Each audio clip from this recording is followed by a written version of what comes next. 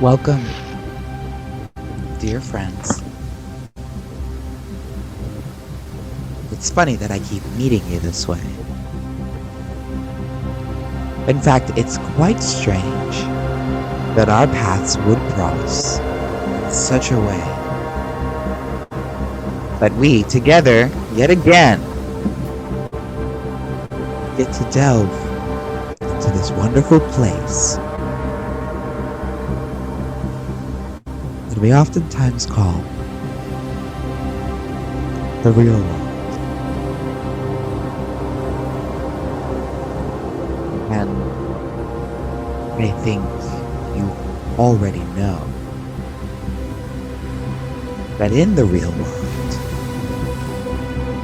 things aren't often what they seem. No, disregard the name we've given this place. Reality is truly what you make of it. Now, I can't do too much will working,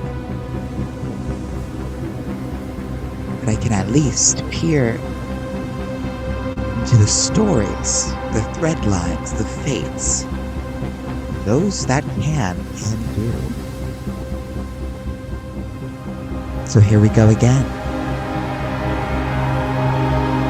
To continue telling the story, call upon that person we always do to help us tell the recap.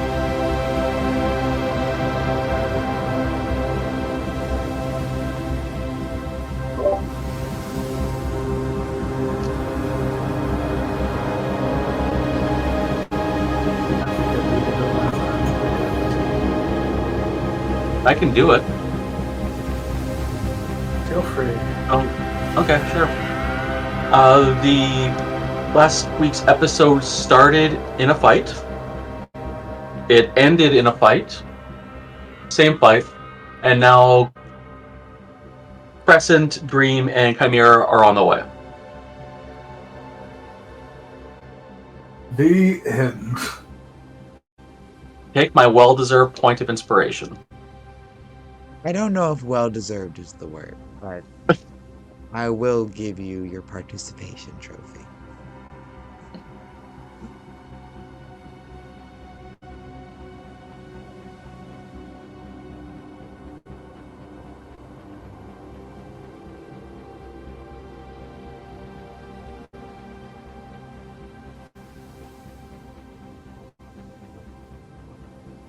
All right.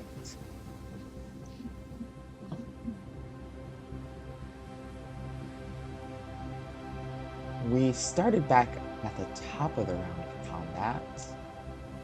Is there anything that needs to be resolved before we head back in? Any questions that you all have?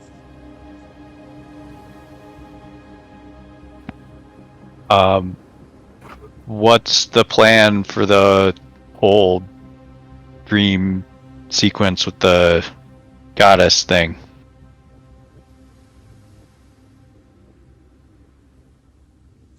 I'm gonna need a little more context. Dream and Crescent put the water goddess Drea Dana. Gana. to sleep.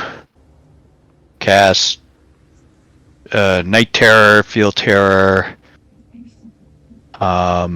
Siphon Terror, and never really resolved any of that.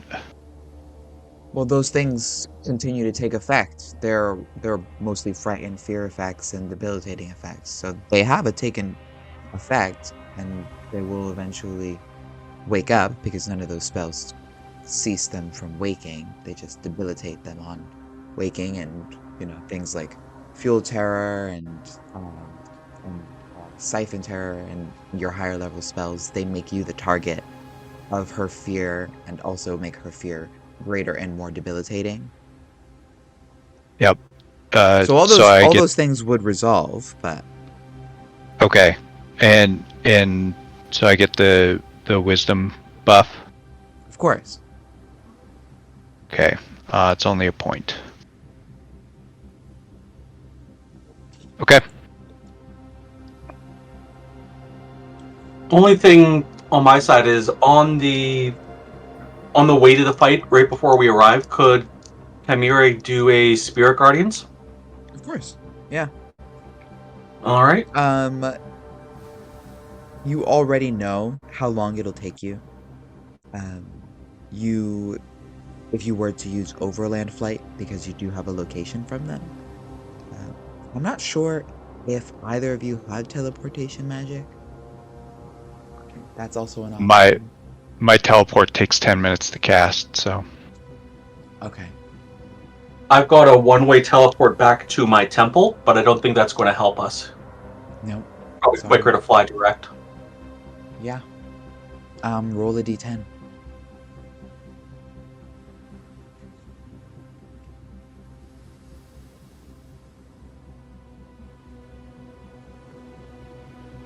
Two.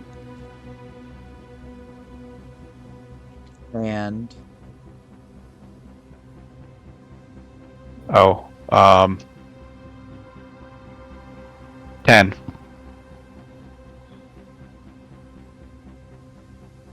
uh, what's median? It's add and then divide by 2, so 5.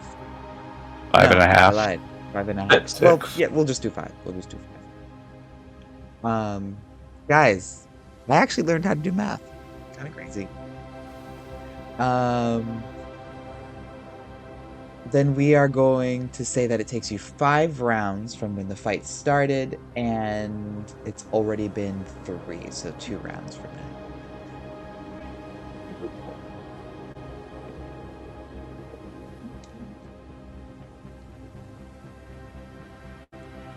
Which starts us off with Jadot. All right. In that case, I'm going to do a 7th level Spirit Guardians and a level 6 Spiritual Weapon on the 2 turns before we arrive.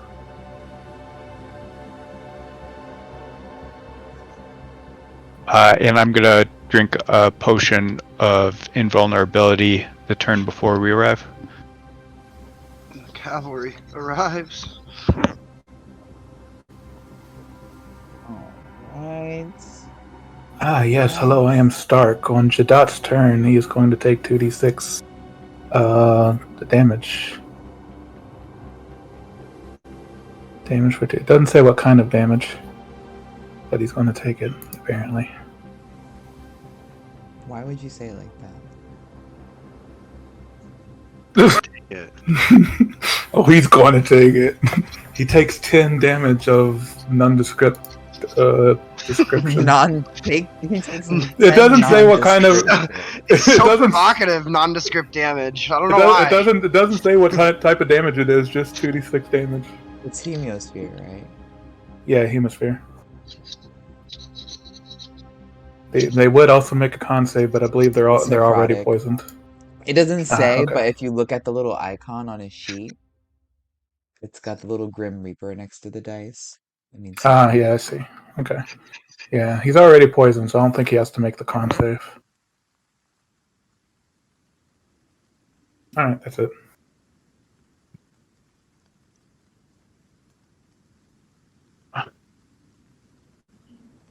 All right.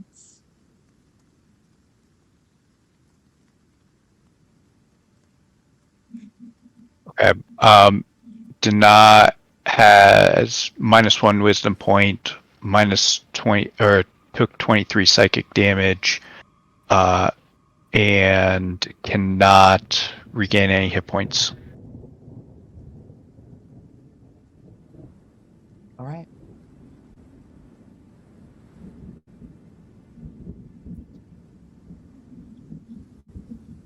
And Crescent got gained as much. I believe that's the last thing Carlos was doing was chill touching the Jadot.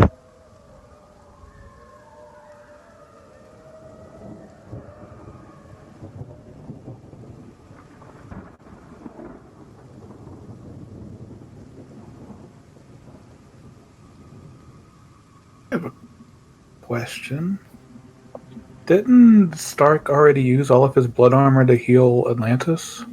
Correct. He, unless he healed. No, he did heal himself by then, I think. Blood armor and health are different. Because I was gonna say, I think he did heal himself, but Electar Purity says that once the blood armor is gone, he would go back to 0. But if he already healed himself, I think he did heal himself. He should have healed himself with Blood Rain. Okay. So Okay. Yeah. that means he's actually not in a Lactar Purity anymore, Hmm. which is a good distinction to make. Thank you. So once he used his blood armor to heal Stark, he was no longer in a Lactar Purity. So what's his health right now? 67 is what it says on the sheet. So he's in Reaping stance. Okay. All right. And he has to get back above half to become to go back into Sowing stance. And Reaping is your damage stance, which heals you. Sowing stance is your healing stance, which damages you. Okay. All right. I just wanted to make sure because I was reading Electar Purity and I got confused. So, all right.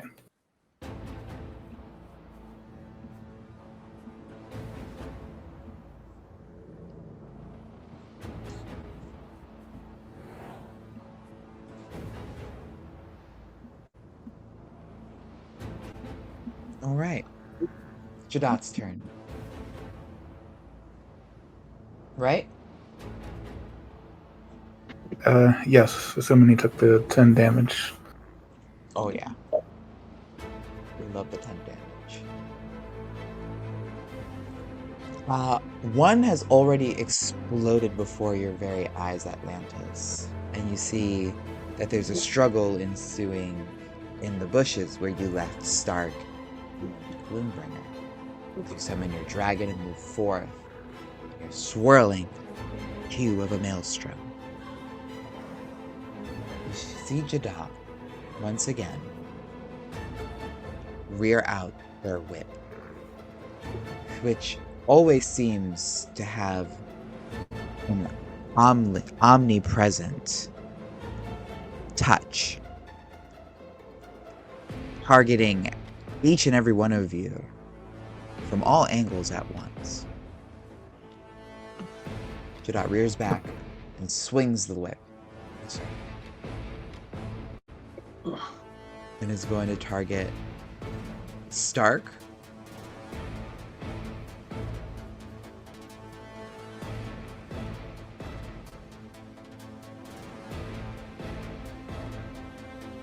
$26 to hit Stark. Hits. 21. I think he has shield. Let me bring up my calculator.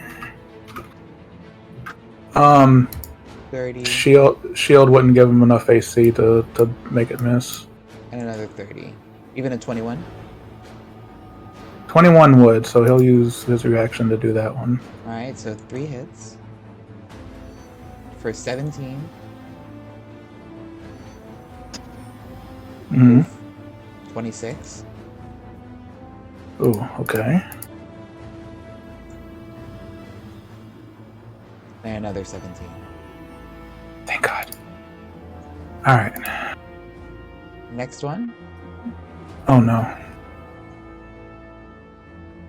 27. Hits. For 20 damage. That is going to bring Stark down to unconsciousness again. And he does not get a Lactar Purity again. Yep. And we'll give the next 3 to Gloombringer, who is paralyzed. Correct? You're really gonna Does he get, attack an invalid? Does he get Death Ward from Baron? This should still be up. He's not dead. Oh, you mean because no. So here's the distinction with Baron's Death Ward. It's when you actually die. It's when you fail your death saving throws, not when you go unconscious. So Death Ward usually is when you hit 0 hit points. But Baron's death ward is when you would actually die and have to be resurrected. Instead, you're sent back to the circus, Okay. wherever the circus may be, wherever the Gede family has anchored to a plane or to a space where the material and the ethereal overlap. Does that make sense?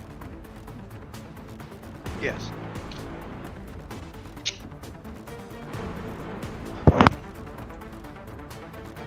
And then you have to stay at the circus and recharge.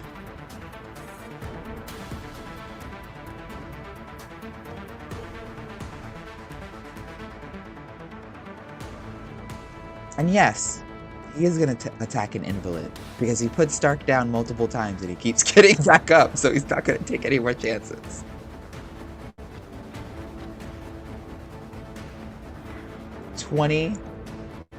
Oh, sorry, hold on. I should roll the hit first. It's a 23 to hit Gloombringer. I just For 20 remembered something. damage. Isn't if Jadot's poison shouldn't all those attacks have been made at disadvantage? Oh, you're right. So that would mean I still have to roll one more. Oh no, 3 more. So the last one would have hit, and this one is a 33, so it still hits, so that damage stays. And then I'll roll this one with disadvantage. It's a 31 and a 33, so it'll still hit. Okay. And now Damn. I'll roll Gloombringers with disadvantage. It's a 22 to hit Gloombringer, Full miss. a 31, That'll hit. a 22, That'll miss. and then 9. Also miss. Yes. So just the one.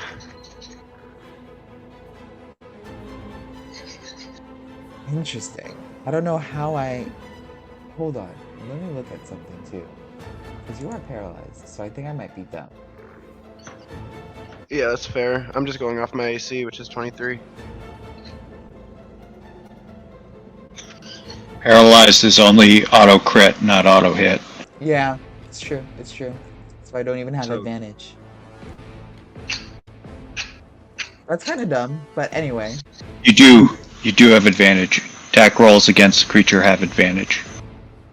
Oh, okay, so I should be rolling flat. So actually...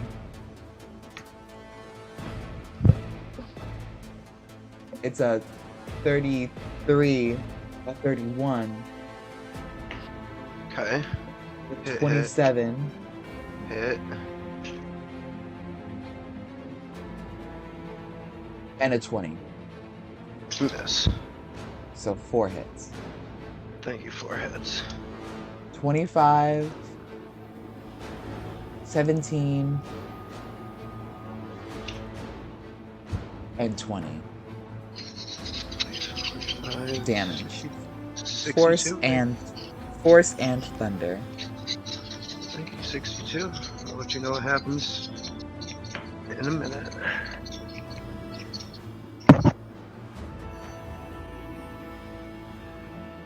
Alright. What's your passive perception, Atlantis? You are a druid, so your wisdom should be kind of high. 20. Not high enough. Alright.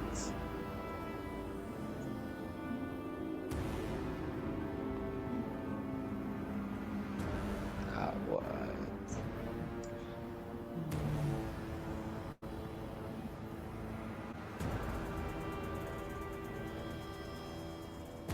And you watch as this Jadot begins to take off into the sky at 30 feet, suddenly flying.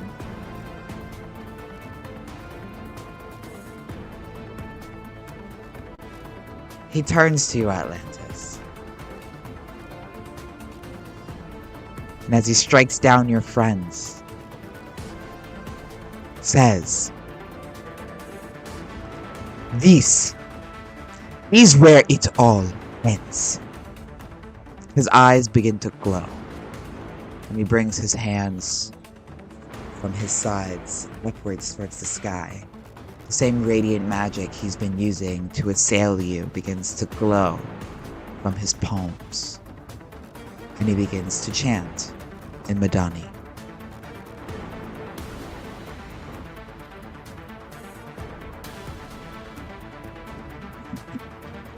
It is your turn.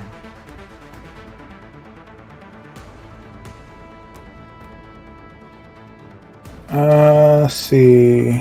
Gloombringer goes, huh. Stark will make a death saving throw. Actually, that's.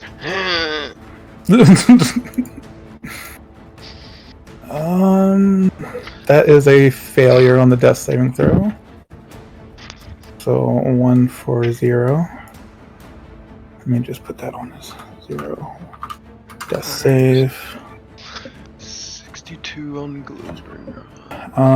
Let's see. And then Lannis's turn.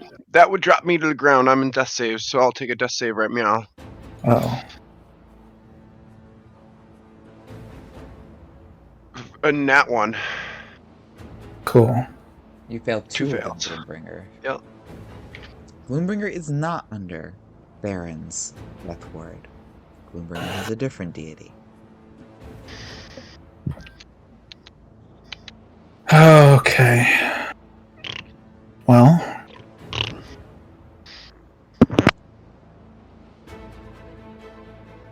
But you might have an idol or adornment on you. No, that's Yeah, I do. Dante. Dante has a... Oh, do you? I have an adornment from Baron, yeah. What is it? Baron's Is it the adornment. death ward one? Yeah. Okay, so that's the actual death ward spell. So instead of going to 0, you would go to 1. Oh, okay. Yeah, there's if you're an original Yeah, if you're an original, you have a death ward adornment. If you're a member of the Cert, you have the mark of the House of Genji, Okay, which is so very does- different. Does my well, do I get my turn back? Am I no longer paralyzed?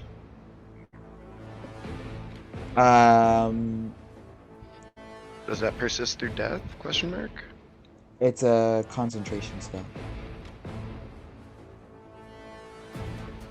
So, am I 1 HP paralyzed? Yeah, I think the question is, did he go unconscious and then wake up, drop in the paralysis, or...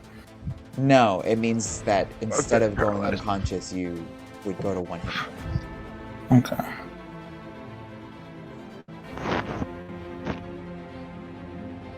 So you're 1 hit point paralyzed. Okay, thank you. Okay, go ahead, Joe. There's only one thing I can do. Free action to drop cube, and I also go over the walkie-talkies. Stark is down. And Gloombringer is not far behind. Wherever you are, hurry up. I will hold him off. I will hold him here.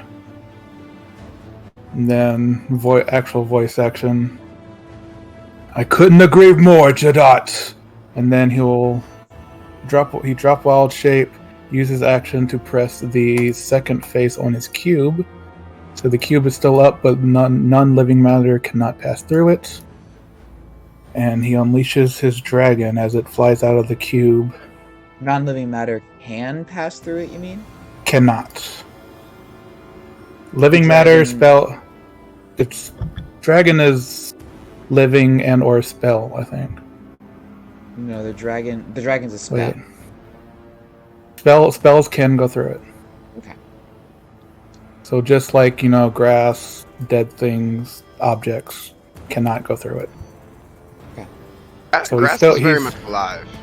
Okay, well, shut up. The point is, he still has a cube of water, and the dragon can escape the cube and do its Yep. thing. Dragon leaves the cube, and then Lance is going to use his bonus action to wild shape into a giant crocodile. Let me bring that up. Where are you? There it is. Get your health. You bonus action unwild shaped. I looked it up. I looked it up. On dropping wild shape to your normal form is a free action. Is it? I'm pretty sure. I can look it up again. Drop wild shape.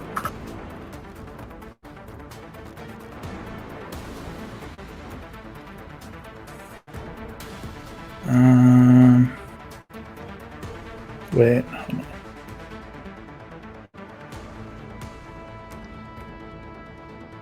I may have read it wrong. Hold on.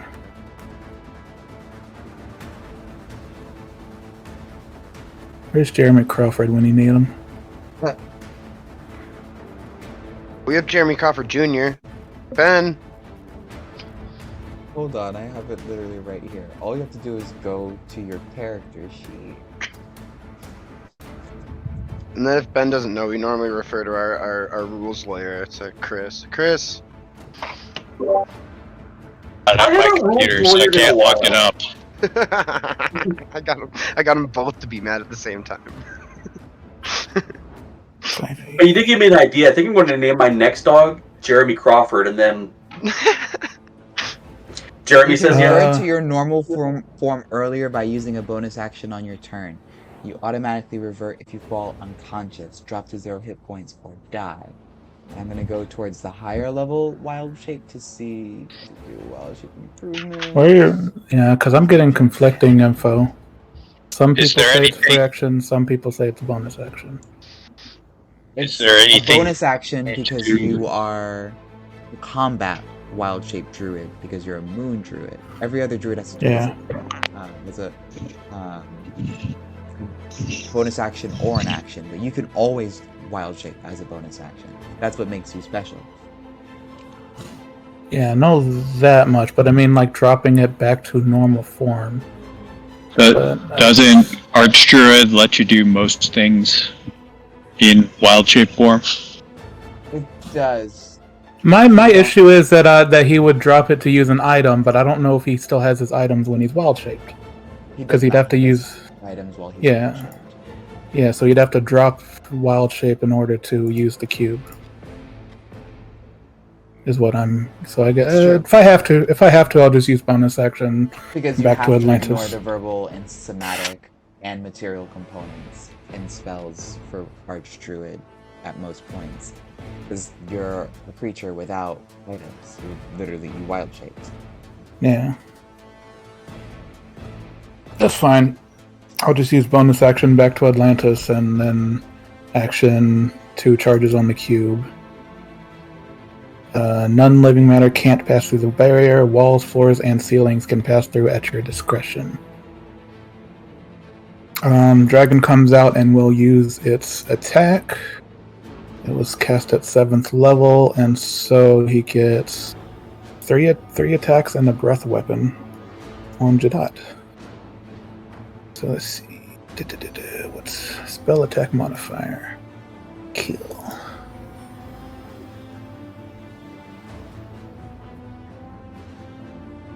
Ew. That one's a 14. I assume I don't have bonus action because Gloombringer hasn't been active.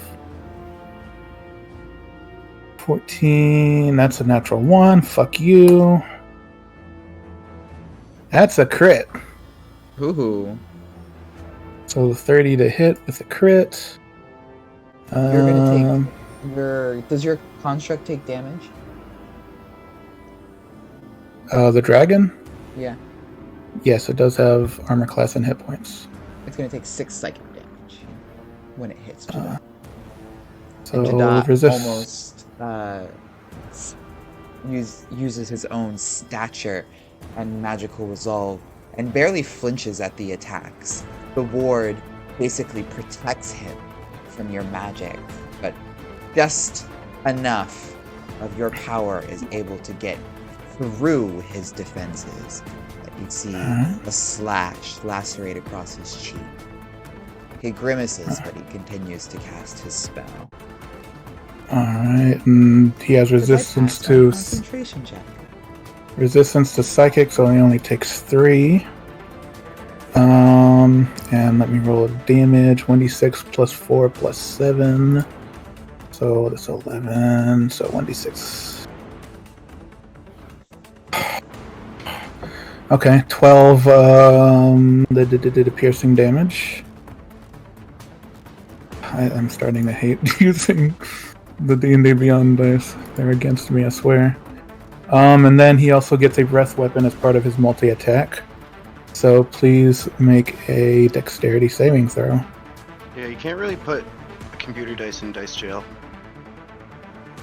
Yeah, and I only have the 1 dice in real life, so if I put that in jail, I'm fucked. You could try the Avare on Owlbear.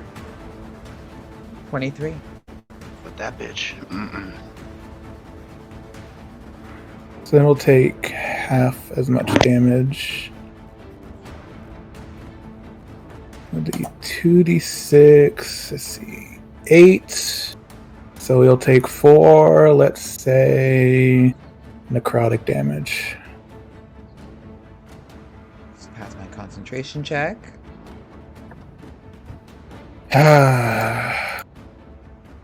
Things are going so well. I'm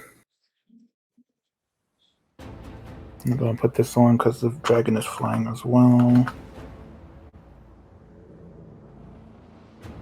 And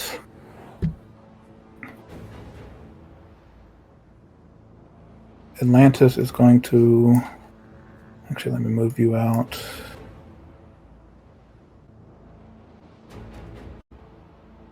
Cube.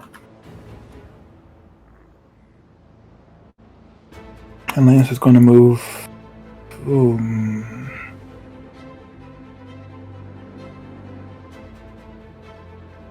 Don't know how big that fucking spell is. He wants to move, but where is he going to move?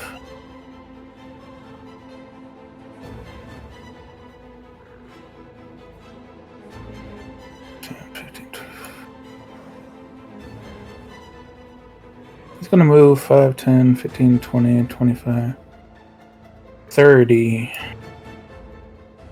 Right there. And that will be our turn. Back to the top of the round.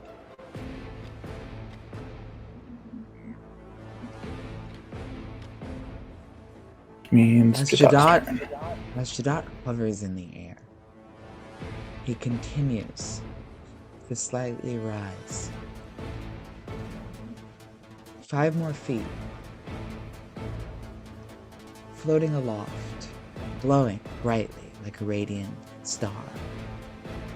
A bolt of lightning caught in space. As his eyes open, he turned towards you. His head whipping with lightning fast speed.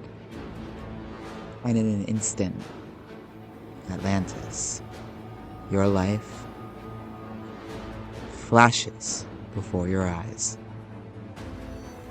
as one word echoes in your mind. A word in a language you do not know, but a word that's meaning is burned into the back of your mind. Is this what I think it is? Jadot kills you. Power word kill. Let me double check something. What is the HP requirement on that? I think there's a... I just want to double check. It is 100, but this is going to be amped. It's going to be what? It's going to be a little more than 100 for this power word kill. I would have been fine with the regular one. Yeah, there's a little damage that comes before it. Well, the ice dragon. You know what? To be fair, because your cube can still let spells through, correct?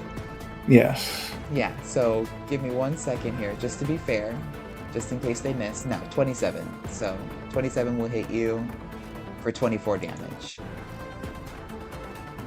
So I don't even need to roll the other ones, but I could if I wanted to. But you're burned by the radiant light, like I mentioned before. And as the word rings out, your life flashes before your eyes.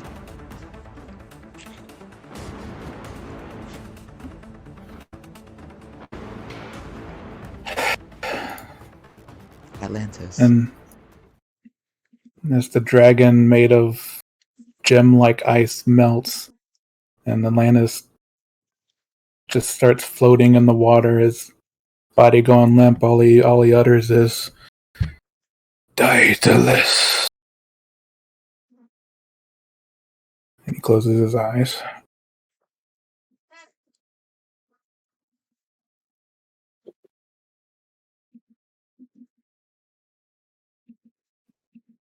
Atlantis.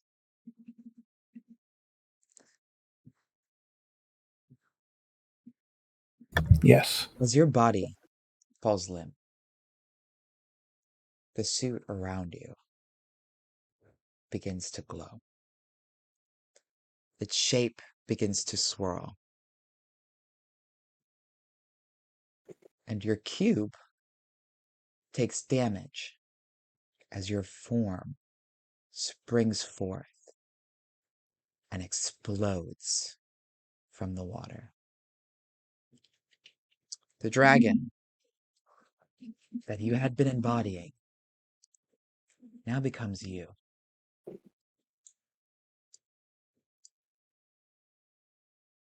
Ooh. Oh my god. I'm beautiful.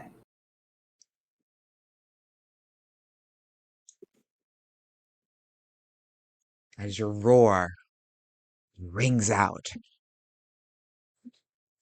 across Eden, you swim through the air, majestic and terrifying.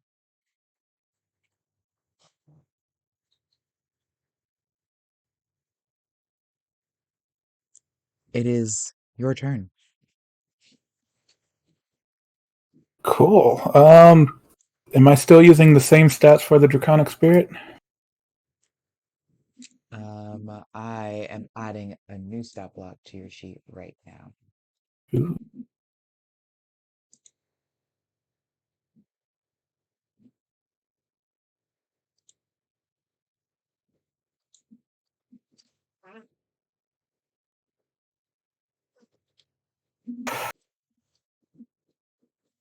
Nicotine.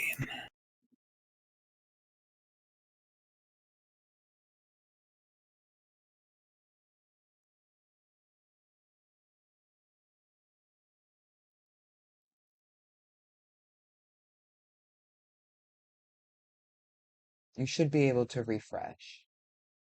Alright, refresh.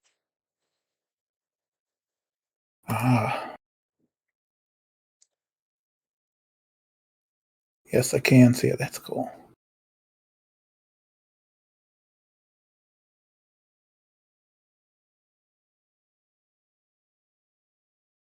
Just looking it over here.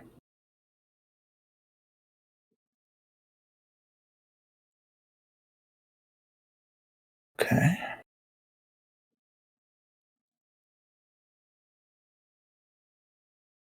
And the only addition is that it just has a fly speed equal to its swimming speed, even though it Cool. doesn't say so in that stat block. Okay. This is really cool. Alright, question is what to do. I know what I'm going to do, but how to do it.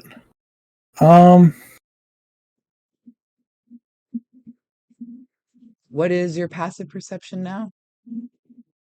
It is now. It would be the same 20. Ah, sad.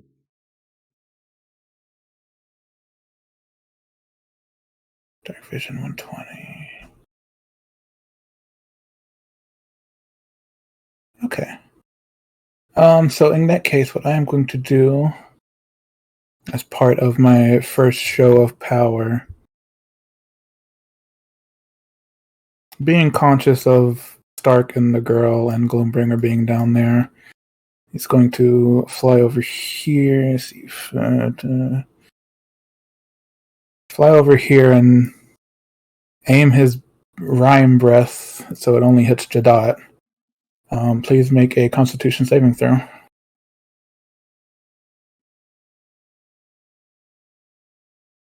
Ouch, an 8. Fail, so you're going to take full damage, which will be...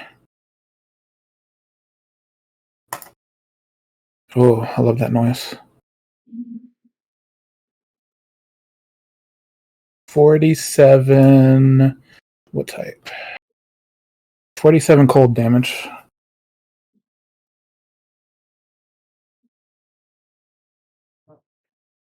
Concentration check, please. Yeah, Yes, that I don't too. know about that one. I failed. Finally! You are Yay! free, Gloombringer. I should have killed you when I had the chance. That's a good Should've point. You taken forgot to... Yeah, I should have given him some radiant damage, but I didn't. So I'm not gonna retcon it. I forgot to roll the death save for Stark, and he failed the second one. So Stark's pretty close to being sent back to. Oh, did Stark? Yeah, Stark made the top at the beginning, so he has the mark. And the dragon just stares down Jadot, the pure rage of Atlantis shining through. And that'll be his turn. And he continues to burn bright with brilliance.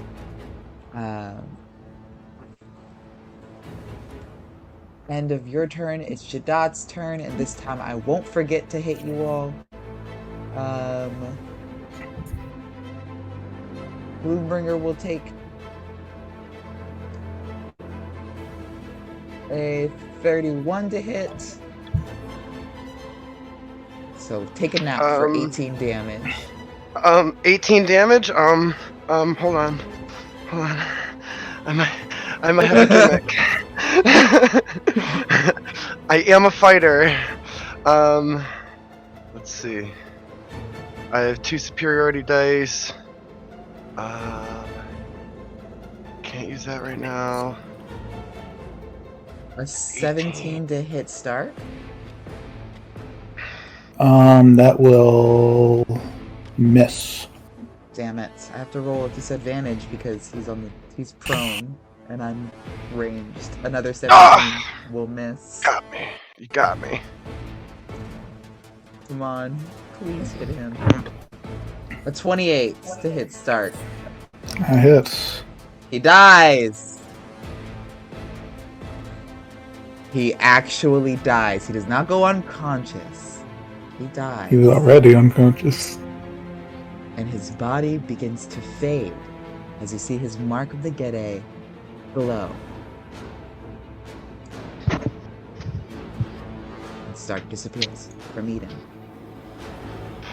Gloombringer is in death saves again. Or for real.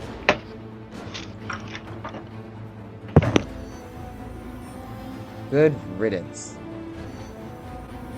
Atlantis, you steel yourself against the radiance. Your scales harden, and you seem to take no damage from it. Not yet, at least. But he continues to bear down at you, hovering in the air. That was 4. And we'll give the last 4 directly to you. Not with disadvantage, just flat. It's 29 to hit. Hits. 30. Hit. 34. Jesus Christ. And a crit. Oh my god. Holy shit, 34 with disadvantage? No, it was flat. It was not a disadvantage. Wait. There's no disadvantage. Oh, okay. First one is 29. That's the critical. Okay. 26. Okay. 19. Okay. 25. Okay. pretty big hits there, but I'm still going strong. May I be allowed to retcon one move? What's that? I found a way. What did you hit me with? A ranged attack. A ranged spell. Yeah. attack. Do you remember what the attack was? No. That was a Okay, couple that's rolls fine. ago. Yeah, that's fine. Let's say Fine. it was a. Let's say it was a. No, it's fine. It's fine. It's fine. You sure? I'm dead. You're, I'm death saving no, throws. you're dying. I'm death saving throws. It was a 27 to hit. Thank you. If that's what it actually was, then I can do something. What's that? I can shield. Okay. I will allow you to shield. Go back to 1.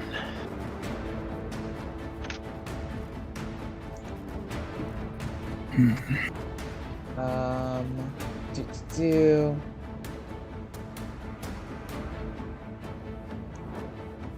I'm gonna say he even thinks that you're dead, Gloombringer. As from the west, Jadot calls out to you. And another glowing Madani man begins to float towards you. And as he does, he taunts, speaking from both angles in tandem.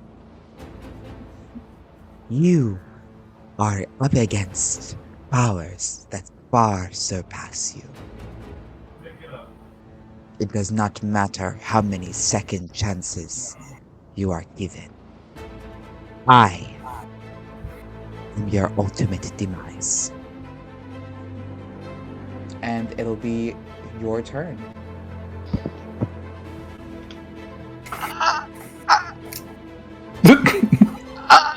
I'm from my fallen state, just not even getting up. I'm just gonna breathe fire in response to what he just said to me. Alright. He's 40 feet up in the air. Yeah, just I go to open my mouth and just rage and flame and pure hatred and jealousy and greed comes flying out of my mouth in radiant flame.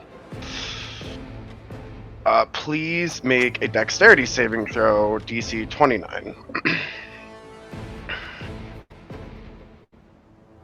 Oof, 11. Oh, that will fail. You will take full damage. Let me just find it again. So I believe it's 26 d6.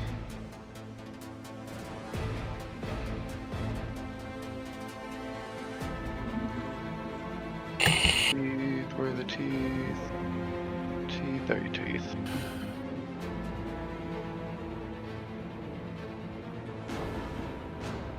Do.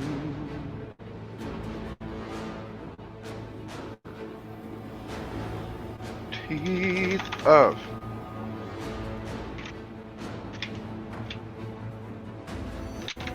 There we are. Here we are. And the number is 2066.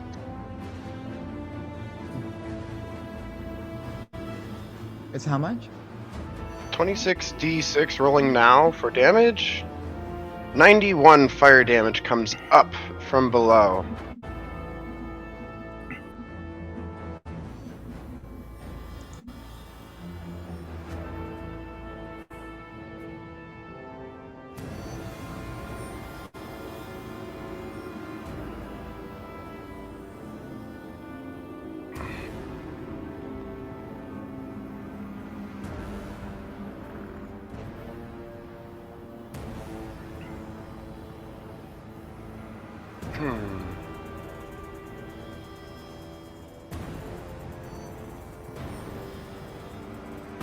Confirm?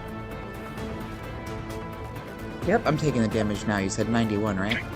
Yep, cool. And I really want to be a badass here, but I think I'm gonna go, I've been paralyzed and stuff, so I guess I wouldn't have too much knowledge of the battlefield currently.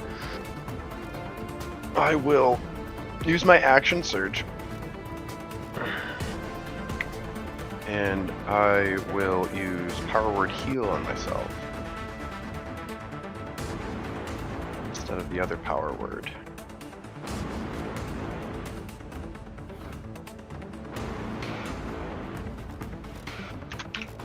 Bop, bop, bop.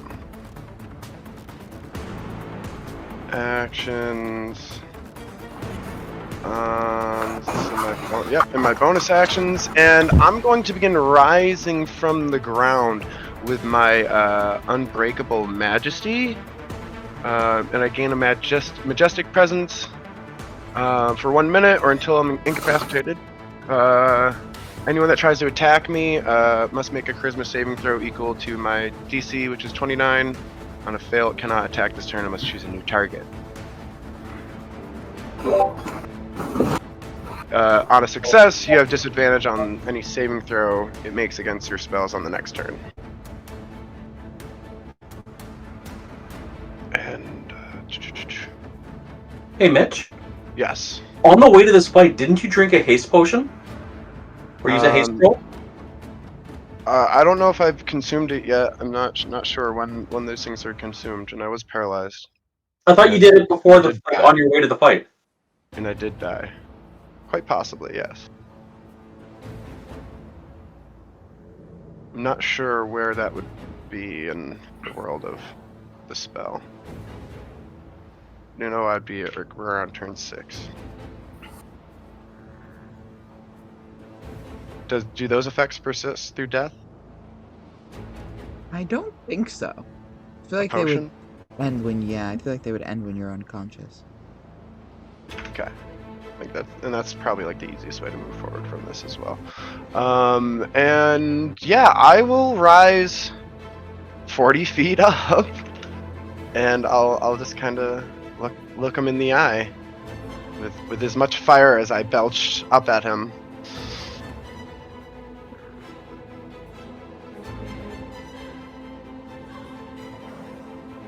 And I will end my turn and Okay. hope that help is coming. Should be next turn, I think. But Landis' Killed turn. me like I will thrice this match. I will roll to see if my breath recharges. It does not. And this dragon looks at both Jadots and says, "There is no power beyond me. You are an earthworm, and I am king of the sea!" And he swims in, putting himself firmly between both, and he's going to do a multi-attack.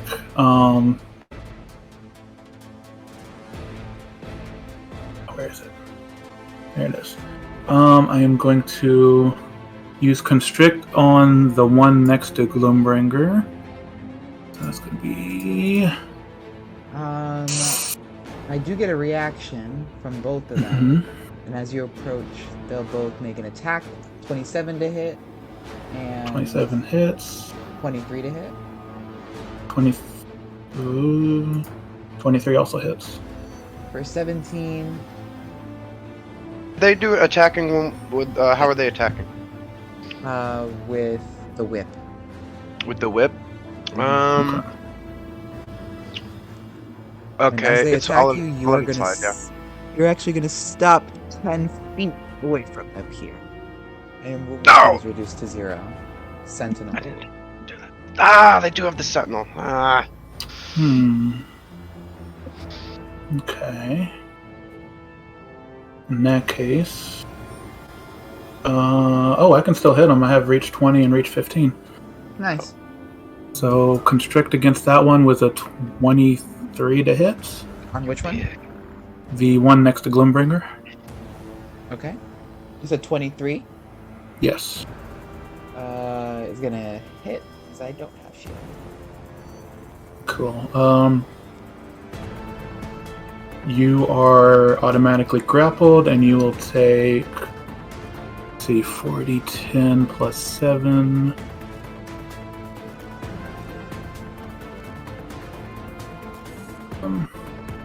34 bludgeoning damage, I believe. Let me put that back up. Yes, 34 bludgeoning damage, and you're grappled. You grappled and restrained, and I cannot constrict another target. And I will use a bite against the other one for also a 23 to hit. Okay.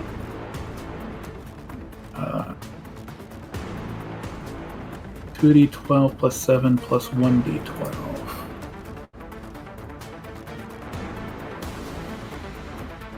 Ooh. So 21 piercing plus 11 cold. So 32 total.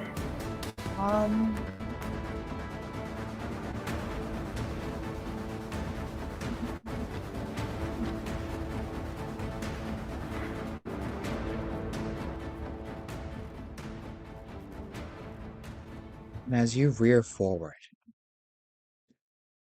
and swing through like an elemental maelstrom, you wrap around a figure of Jadot still glowing in light and bear your teeth down on the other.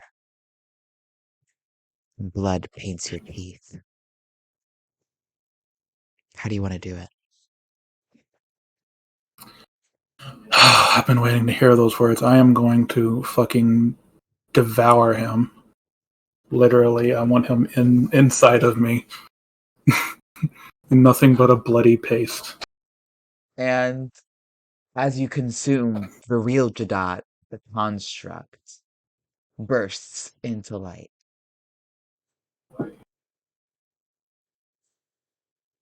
Dream, Chimera, you happen upon the scene, the aftermath.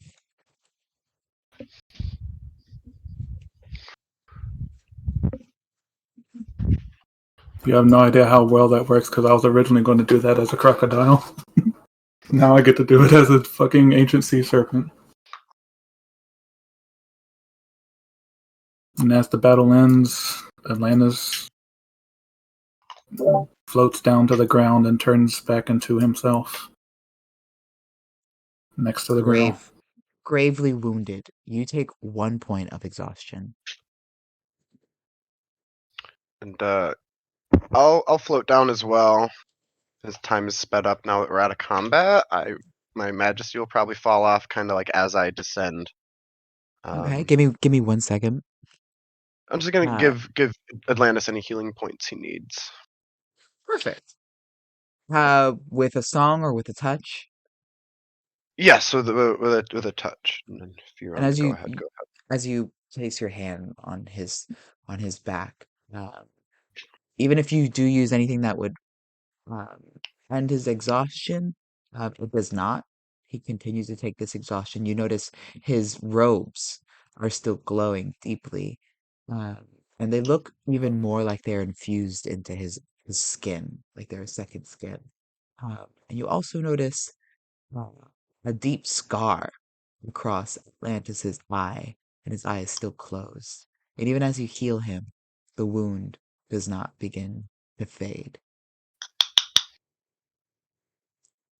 But he does take any healing points that you give him. Very nice, and I'll just funnel in multiple cure wounds until you're up to full, and I have exhaustion 2 right now. So after that's done, I'll kind of just collapse to the floor and say, "Now, that was quite the battle, Atlantis." And Lance is breathing hard, looking down at the girl, and he slowly raises offers one hand to her and says in primordial, "Are you okay?" Slowly, she skitters back into the trees. She looks at you and Gloombringer and Stark's bloody remains, the puddle that he left behind, still sizzling. She disappears into the tree.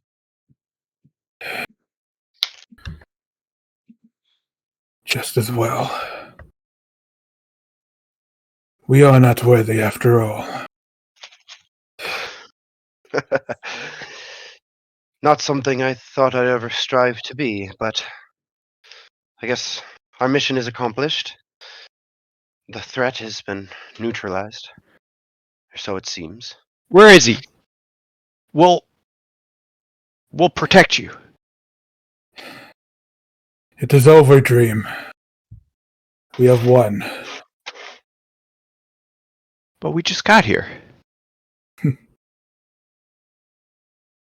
Yeah, how's people looking? Does anyone need more healing? No, we're all good, apart from Stark being a Where- bloody mess on the ground. Where's Stark? And It Lance just- walks over to Stark's body. It's a puddle. Um, A valiant sacrifice. does Revivify work on Stark? No, he's with the cert. Okay. He's back at Cirque. Damn.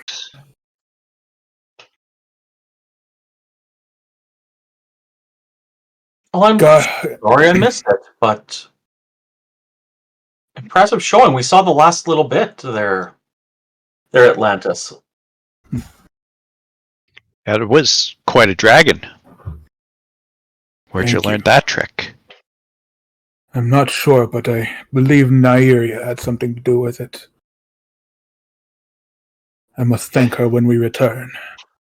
Yes, I'm afraid I have to say I don't know if I was the most useful in that altercation, but Atlantis, it looks like you have ascended in some fashion. And I in doing believe. so, you have helped me achieve my goals.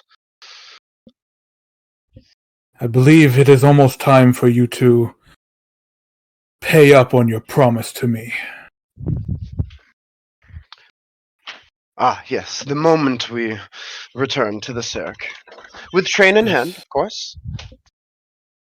But before then, there is a stop I would like to make. I would like to see Dreon and let them know what has happened. Ah, yes. Then I guess the offer does still stand. They are more than welcome to join the Cirque and become a Magnifique, if it so suits their... So where's Jadot? Did he have the key?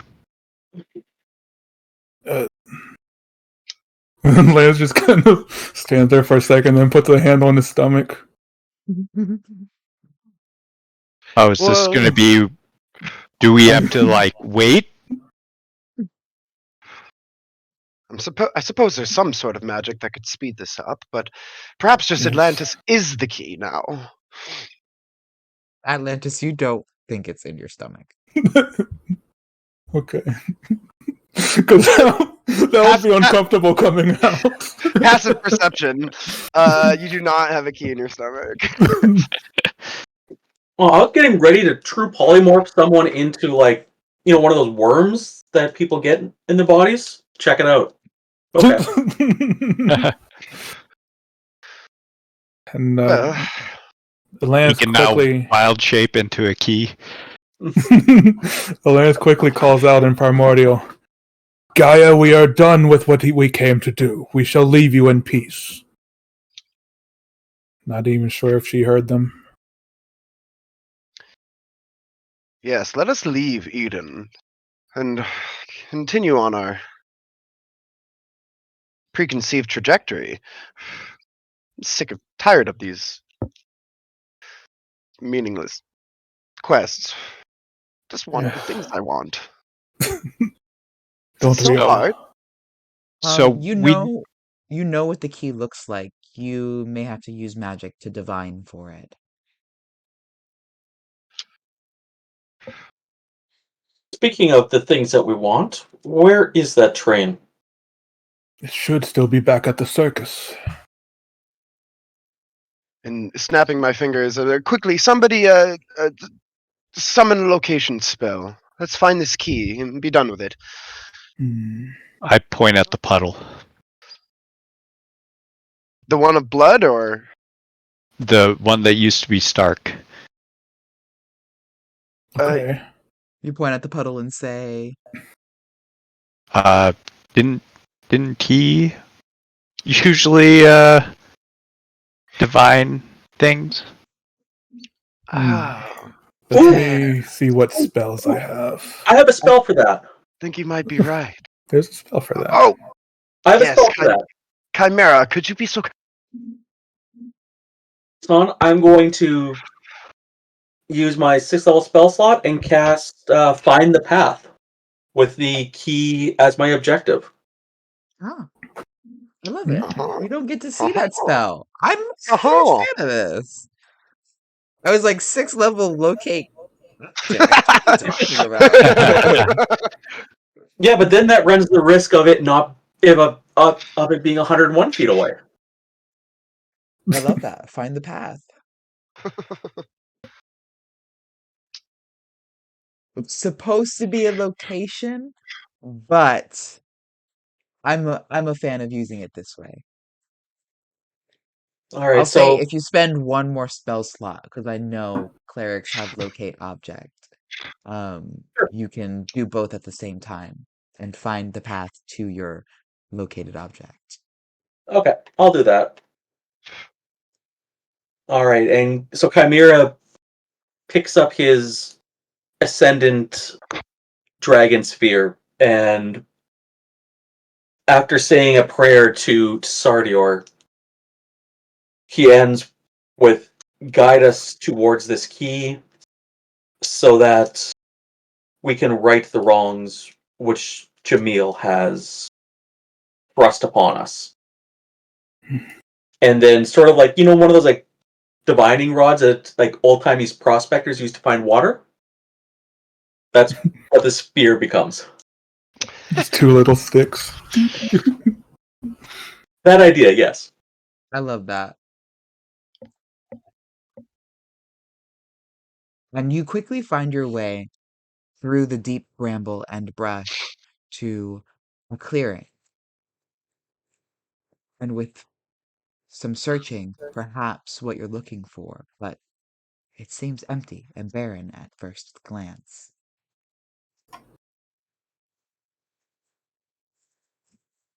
Does True Sight help at all? To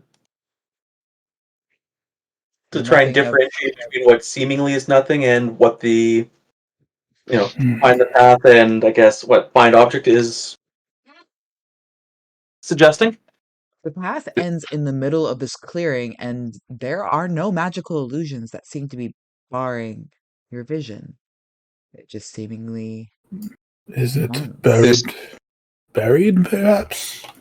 This isn't one of those the real treasures, the friends you make along the way kind of things, is it? No, with your passive insight, you think that then instead the dowsing rod would be pointing towards all of you, and you would all be glowing. But your friendship is of little to no value in this story. Cool. Question, is this in the same general direction that the girl ran? No, the girl disappeared Okay. into a tree nearby. You have no idea where she Okay. would be I was now. I was wondering if maybe she was the key and it was pointing us in wherever she went. as we Oh, that'd be we sick. follow. That'd be Oh awful. my god! Like, yeah, now you have to go kidnap the child. It's No. the evil campaign. No, I'm not that fucked up. As we're following Chimera here, I will just kind of be praising him. Just like, Chimera, you really are proving to be so useful. And when we get to this clearing, well, go ahead. Where is it? I think Chimera. the key is our friendship. I'm going to cast detect magic All right, this isn't time for jokes. to see if I can discern where it may be. No, no magic. Huh. But you get a faint aura of what seems to be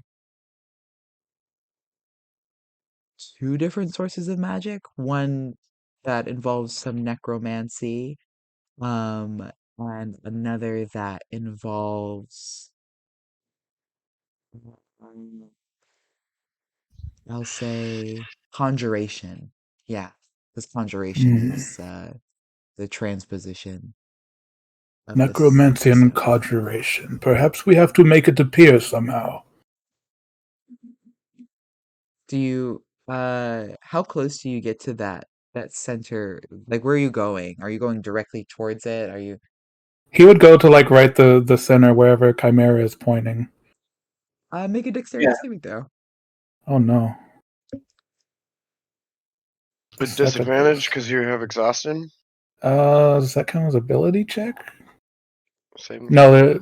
no. There's one that specifically says disadvantage on saving throw, so no. I think it's But it's 3. it's only a 4 anyway. Nice. You fall and you take 6 bludgeoning damage as you Oh. fall into a pit. The hole in the center of this clearing was covered up with leaves and bramble. Inside, you fall on top of a small stacked pile of clothes and food and seemingly a small hideout. Several things are here. Oh. So this is where he was. Chimera's going to go down the hole because he can hover. He's going to do a sort of Magneto style of just like floating down in.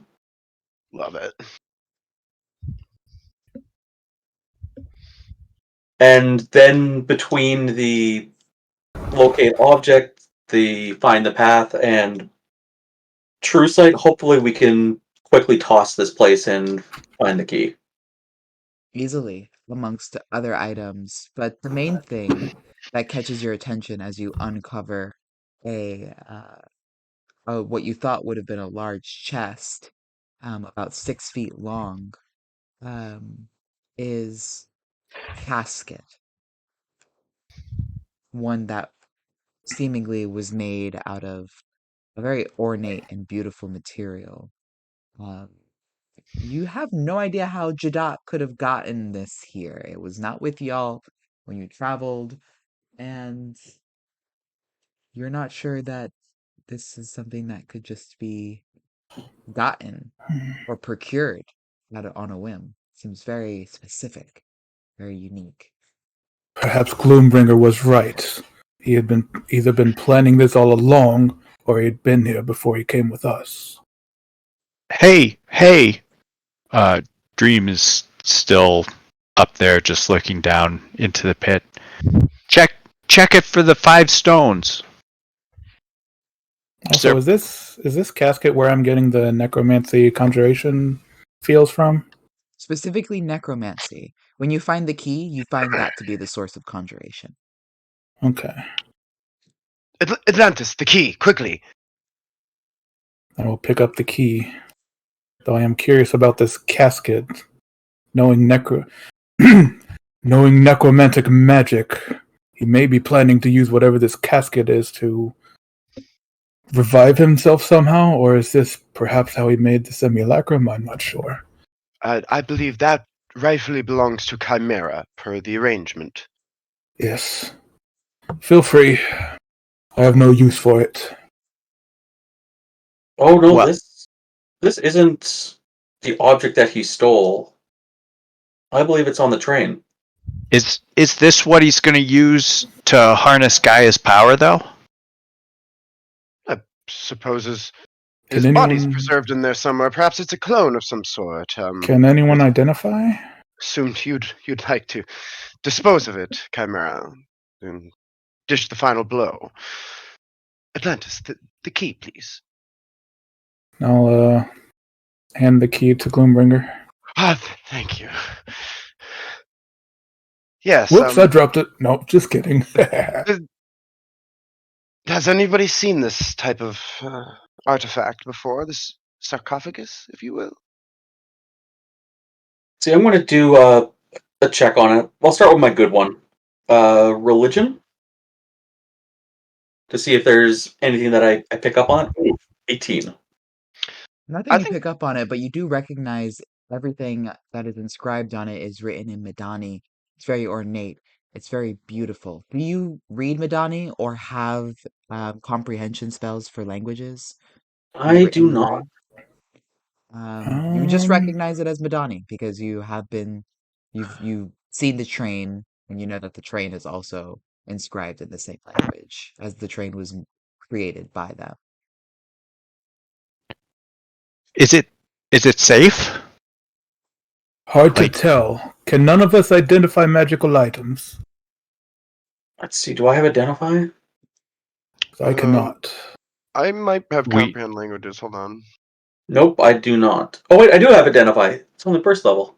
I can use comprehend. I can get it if we do a rest, but It is Sure. akin to a physical version of the spell Force Cage. It seems to have some other distinctions and uh, uh, prerequisites, but it's a very Something is powerful inside of it. manifestation of a spell. So then something is inside of it. yes, I suppose the real Jadad is inside this. Is my guess, at least. I would like to make a suggestion. Perhaps we should try to open it once we return to the Cirque, in a more controlled environment. Yes, and after I've gotten my beauty rest. So we take it back with us? Yes. When you say it like that, it doesn't sound so good anymore. Hmm. Do we just bring this back to the Cirque? That'd be a We liability. will have, if something happens, we will have many more fighters. And the power of the God of Death on our side. Is there perhaps a small demi-plane we could keep it inside of, just in case? Does anyone have a bag of holding? I don't. Portable hole? Anyone? Let me I double. have a bag of holding right here. You can just kind of sit it around there. How And- big is this? Is it like human size, medium humanoid size? It's Suntron. 6 feet long and Yes. 3 feet Yeah. wide.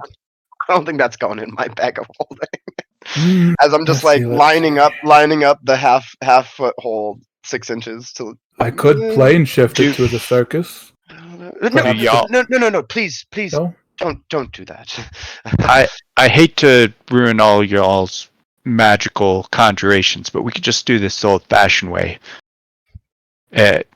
Dream just pops down and lifts it up effortlessly, and goes to affix it to Crescent's back. Dream Yes, but once again shows that they're not just a pretty face. Using their invariable strength, easily lifts Well. this very intensely heavy uh, coffin without barely even breaking a sweat.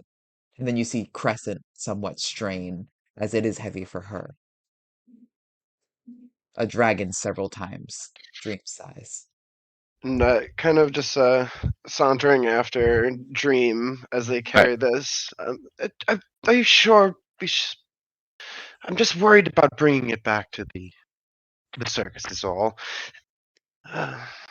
If we could destroy it here, that would put your mind at ease, but I'm also curious whether it could be of some use to us. I bet it's a bunch of Jadot chicanery, tomfoolery. Yes, that is a good point. And again, well, we always have the barons to rely on, so perhaps it won't be that bad of an idea. Yes. This I have- casket does seem right up their alley. Exactly. I've never, met them, but from what I hear, I think they might receive this as a gift. We can just give it to them. Not our problem. More importantly, we give that train to them, and we get on to important business, like Yes. tracking down his beloved and that witch.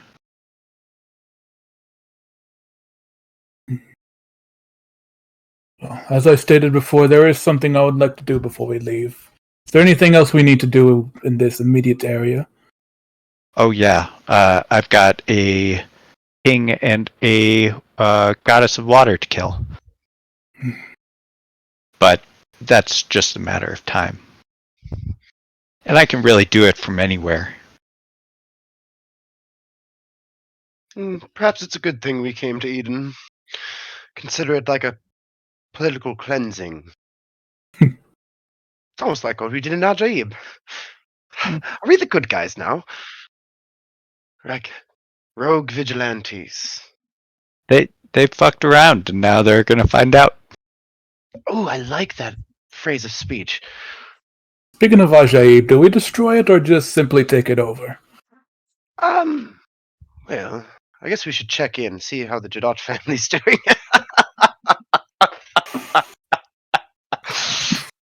Of no importance to me. Alright, no more dilly-dallying. I am off. You may follow if you wish, but I will let y'all know whenever I am done. Well, let us at least escort you, Adantis, and we'll leave together. Of course. Now I'll wild shape into a seagull.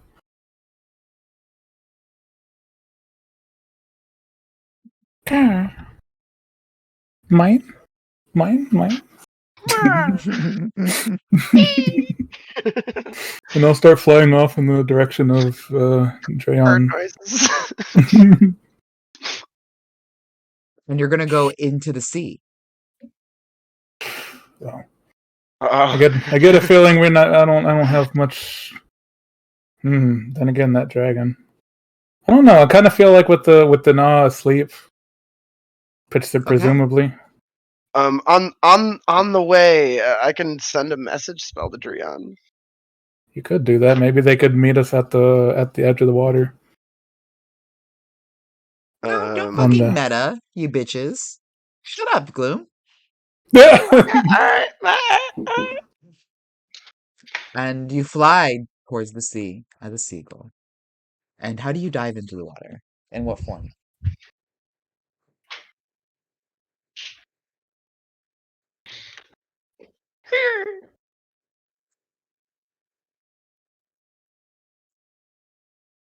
Sorry, my dad interrupted me. What'd you say, son? We went to. It's okay. As you fly towards the sea in seagull form, how do you dive into the water?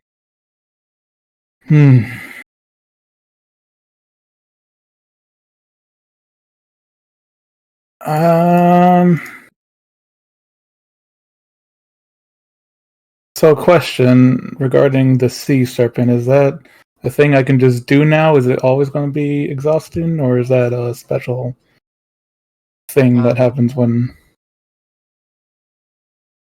It is a thing that you can do now, Hmm, but it will cause exhaustion.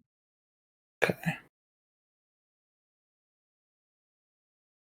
You know what? The Lance is just gonna throw caution to the wind because he is on a mission. He's going to just drop his wild shape, look at his glowing armor, and kind of say a quick prayer to whoever will fucking listen because he doesn't follow anyone specific, but for this armor and for the sea to continue protecting him, and he's just gonna dive in as himself. Okay. And your swimming speed is like a lightning bolt racing through the air. You flash through the water, a jet stream of turbulent bubbles left behind. And almost as soon as you enter, you feel the great entity of the ancient serpent once again at your side. It communicates with you like it once did telepathically. Though the emissary of water is incapacitated, my duty is still the same as ever.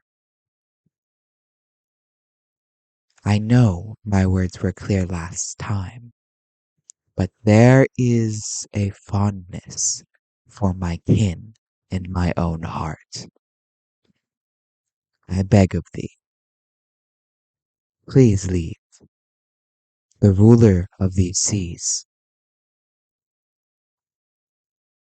They hold my will within their palms. Atlantis feels a little bit of irritation, but he kind of steels himself and decides he's going to attempt to bargain a little. My companions or I are not here to hurt you anymore. I know what Dana commanded you to do, and I respect you for holding true to your honor. Please allow me 5 minutes just to speak with Drion. They are important to me. And once I have this talk with them, I promise that me and my companions will be heading home immediately. "5 minutes is all I ask." Make a persuasion check. Give myself guidance. Because that's a flat 20. With advantage. Ooh.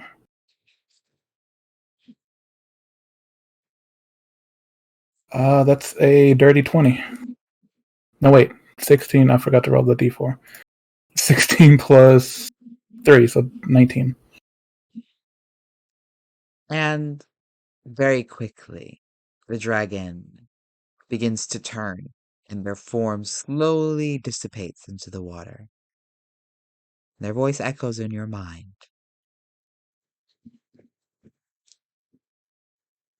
Do not stay longer than what you have asked for. Thank you. Now we'll continue to Drayon's home. And quickly, you find Dreon. Deep in his forgotten palace.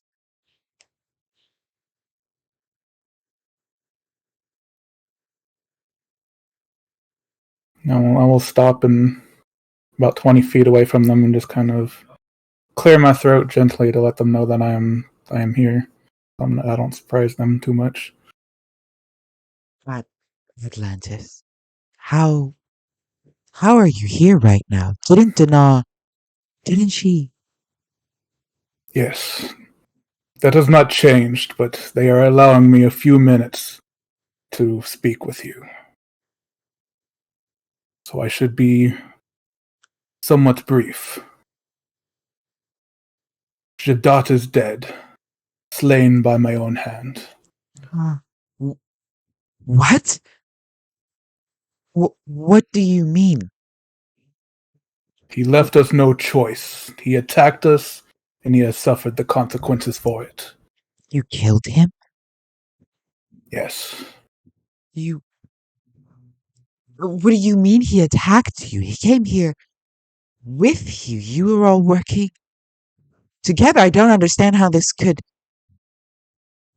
Atlantis, you couldn't have killed him.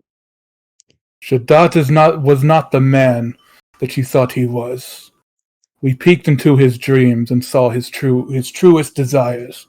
He wished to rule over this land and you with an iron fist. And I, as king, decided that could not happen. I care You for my as people. king? You as king decided? The death sentence.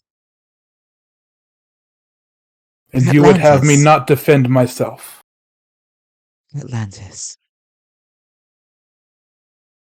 Please tell me you did not do this. Please tell me this is a nightmare.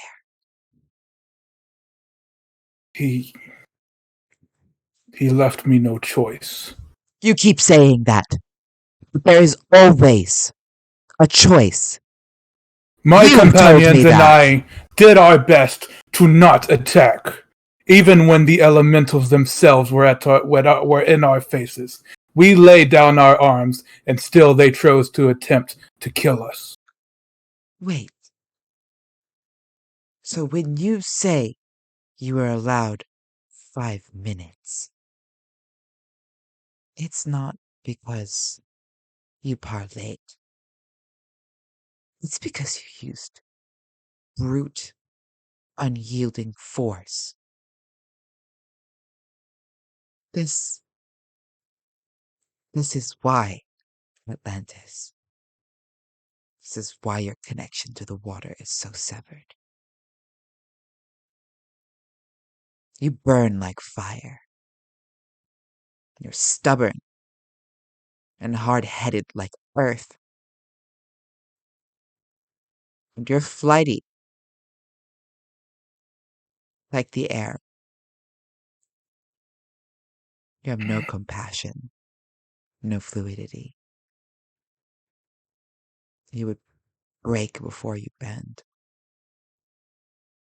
You would kill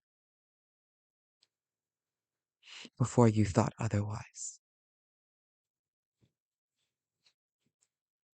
You killed him. And you harmed many others. You are not what I thought you were.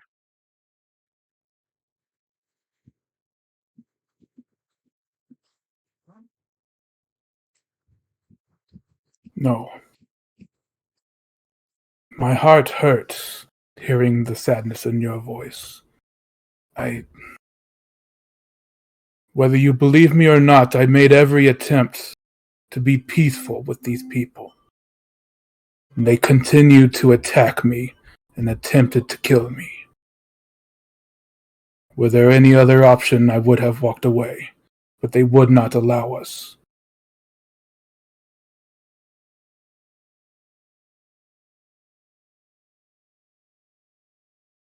I am sorry, Drion. No, I am not the man that you thought I was. I seek my throne. I am not even a king. My own brother usurped my throne.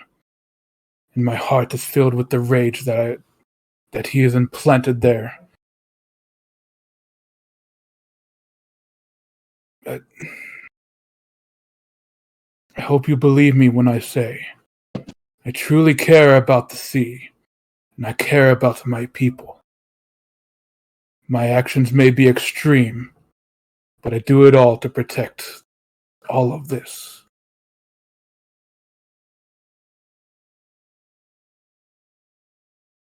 I did it to protect you, Drion. I saw the way that he pictured you laying at his feet like a slave. And I decided I could not have that. I decided that you would have your freedom, and I still intend for you to have it. You decided. You intend. You don't understand anything. You are the reason why I am happy here in exile. The curse of nobility is a stain on the psyche. I'm only lucky that I was born an empath, that some semblance of self-awareness was bestowed on me, but you still don't understand, Atlantis. King does not rule the world, or even their kingdom, or even their loved ones. They are not judge, jury, and executioner. Truly, a king is a servant, and the highest servant to all people. You are not fit to be king of anything. Please, just leave Eden and forget the devil's bargain I made with you. My vision was clouded, and it shows that my exile was more than reasonable. I still have a lot to learn if I would fall for your treacherous schemes. The blood on your hands is also mine.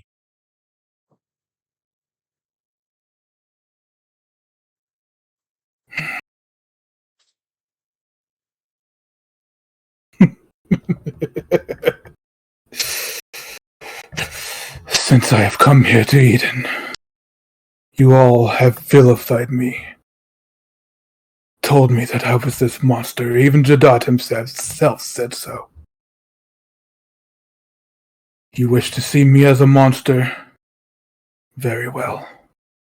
Then a monster I shall be. Then he swims off, not even waiting for a response.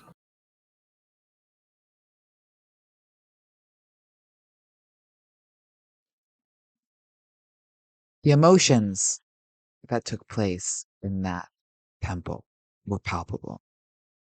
Fighting with an empath is like fighting emotion itself.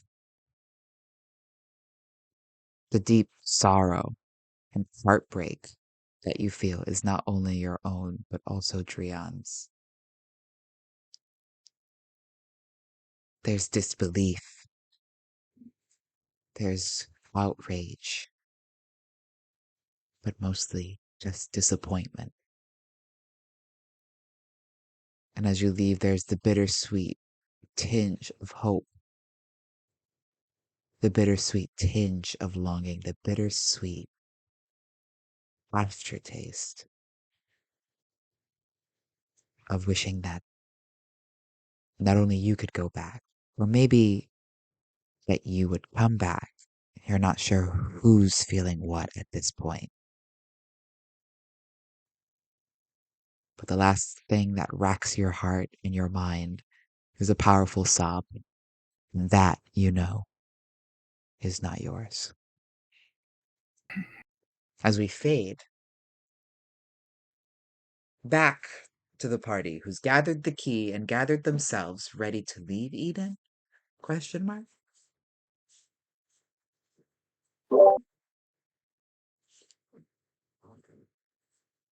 Yeah, Chimera's definitely ready.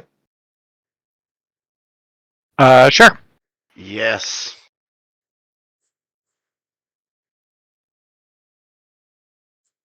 And when you gather Atlantis from the sea's edge, he steps out onto that same little island you started your journey on Eden at. I Familiar told you not to beginning go in and that end. door. You did. Let us leave before I do something I will regret.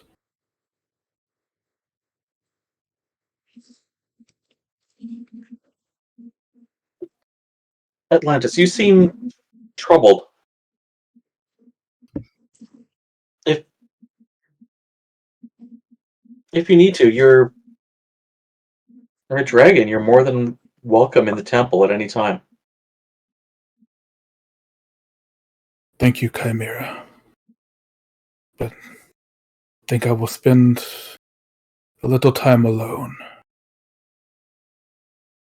The king does not cry in front of his generals.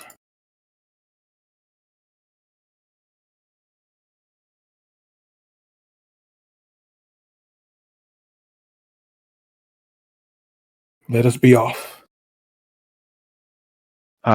We might need to wait for tonight. Might have overdid it a little bit with what was her name? The water one. Atlantis No. immediately begins casting plane shift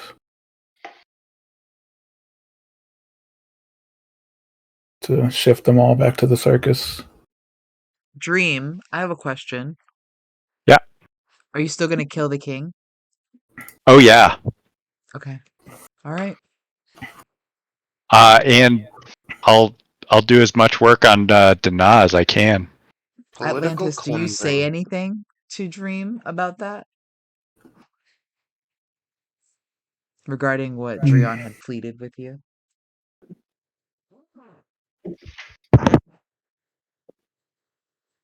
Uh,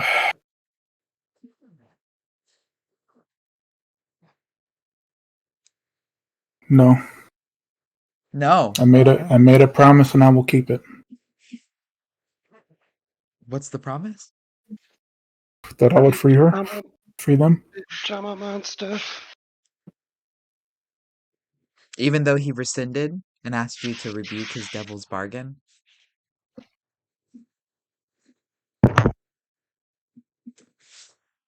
Or they, I should say. Atlantis is still conflicted. You know what? We'll have a talk once we get back. Okay. He just wants to leave Eden behind for now, and he will speak with Dream after once they get back, Valid. because he is still very conflicted. Okay.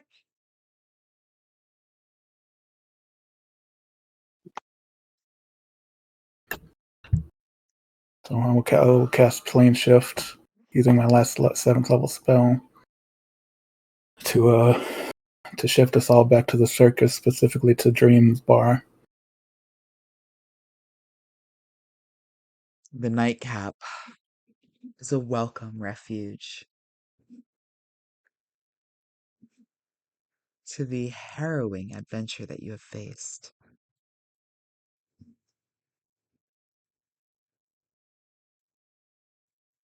But it is done. Jadot has been slain. The train, spoil of your victory.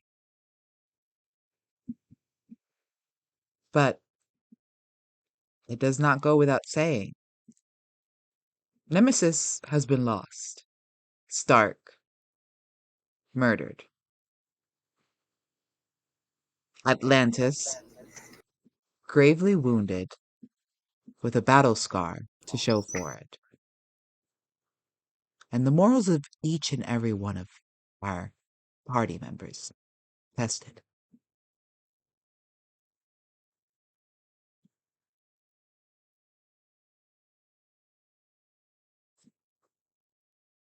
Dream, may I speak to you in private? I require your advice. Suppose so. Care for a drink? Please. Primrose? If you care. Oh, you just waltz back into here like nothing happened, and you just order a fucking drink. What else are we supposed to do in a bar? Hi, hello, how are ya? I'm back from Hi! another plane, and some crazy shit happened to me, but I'm not going to talk about it. Primrose, please. I ache, and I could use one of your delicious drinks. Yeah, whatever. She slides down a couple beers, flutters off.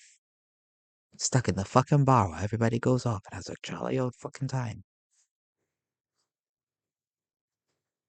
You want to come next time? You're No, welcome. no! Listen, go fuck yourself. Alright.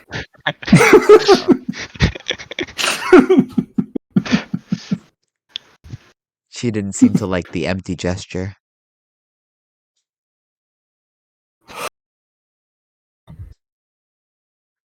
Lance sits at the bar and just downs the drink in one gulp. Resists the urge to fucking toss the cup across the room. I'll light up my pipe and shapes of monsters and maidens and murders come out in little smoke signs.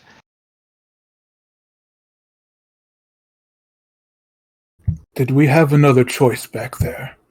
Am I wrong in thinking that they would not let us leave alive? Who? The elementals and everyone there. Oh, we tried our best there. They started that fight. We ended it. Trion was less than pleased that Jadot is dead.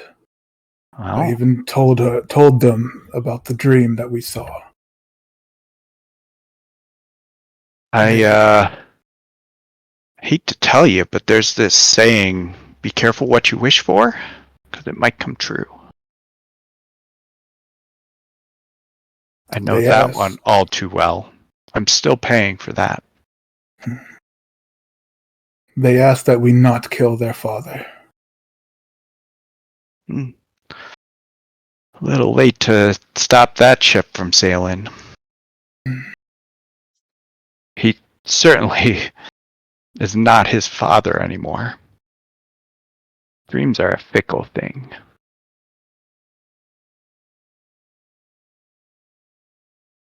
Mind is often your own worst enemy. You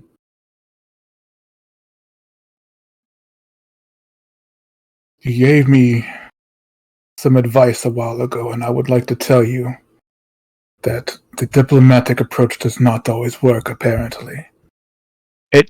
It didn't. I tried that first. I asked him fair and square.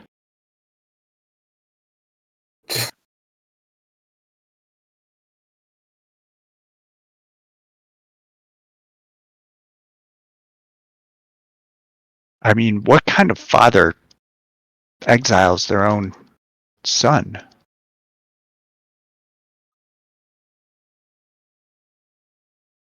And what kind of brother exiles their own brother?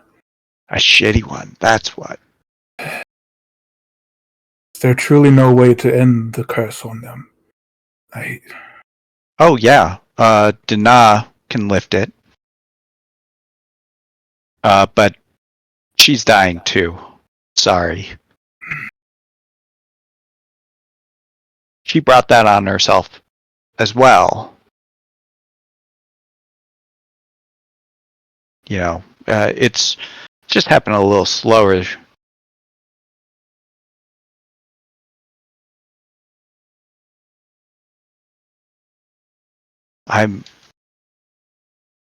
There's this thing about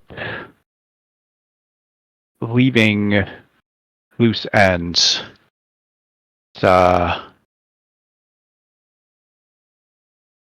It always seems to come back to bite you.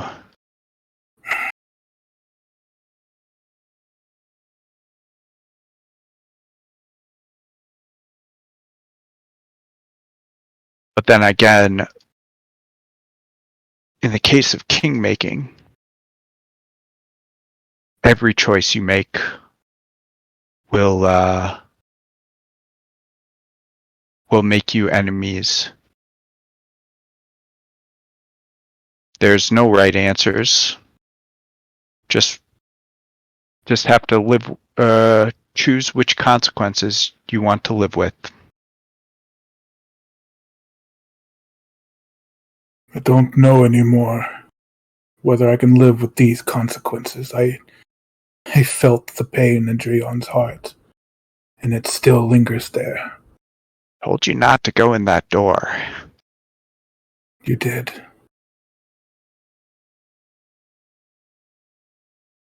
I'm a fool.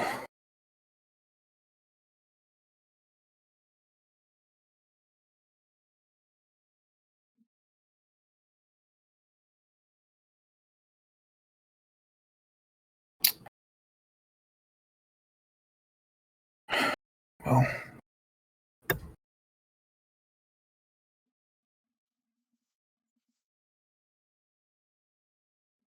I'm trying to decide what he's going to say next.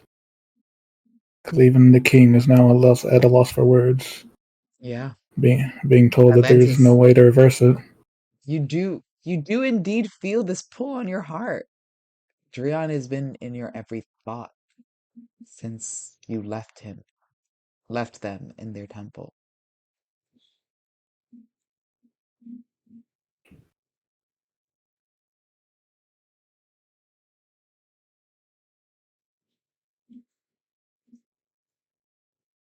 Um,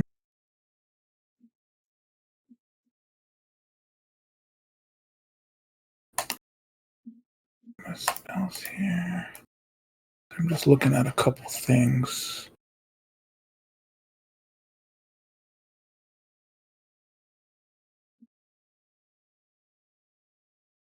Honestly, I'm not sure what Atlantis would do. He's been told that the spell can't be reversed, except for by Dana, who is also dying.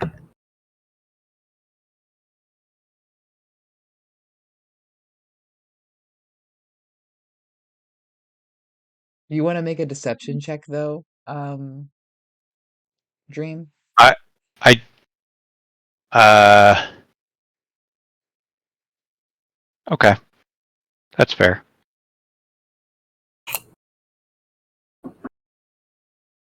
An 18. Passive insight, Atlantis? 20.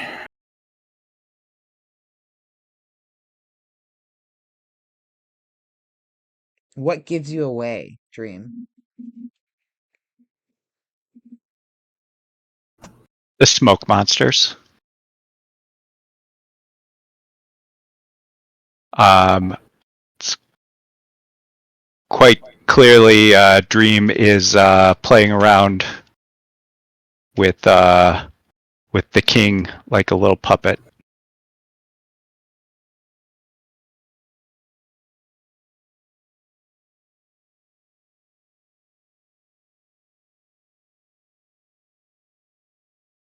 But You know, Atlantis, that Dream is lying.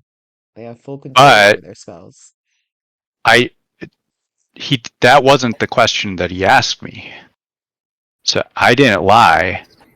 He said, "Was there any other way to free them?"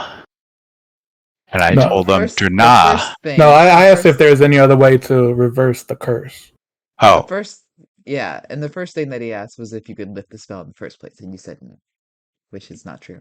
You can easily lift the spell. It is your spell. I guess that's true. Mm-hmm. Atlantis stands up from the chair quickly, knocking it over, and summons his trident to him, thumping it hard against the floor. It is not wise to lie to your king, Dream. Can you reverse the curse or not? Reverse, not so much. Stop it progressing? Yeah, probably. Easily. And are you willing to do so, or will I have to persuade you? I don't see why.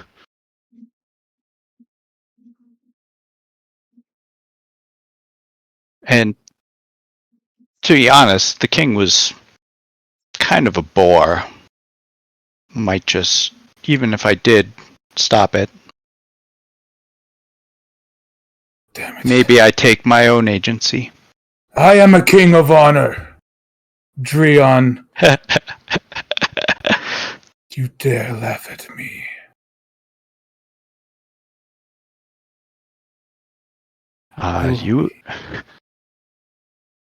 You are a king in name only.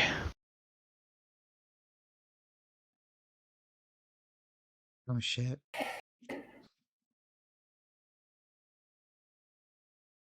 Atlantis stands up straight and walks right up to Dream. One last chance. Stop the curse, or I am taking this into my own hands.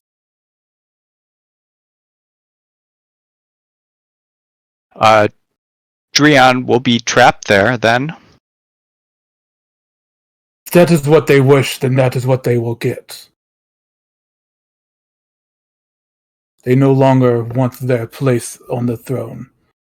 They wish to be left alone, fine. Let them be alone.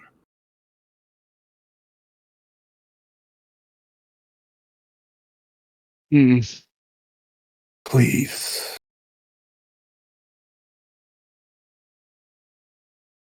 And there's a moment when you look into Atlantis's eyes, Dream, and you see the pain that racks their heart, the fury that all too often paints their face.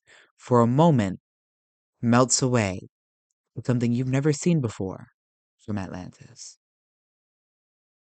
Sadness, regret.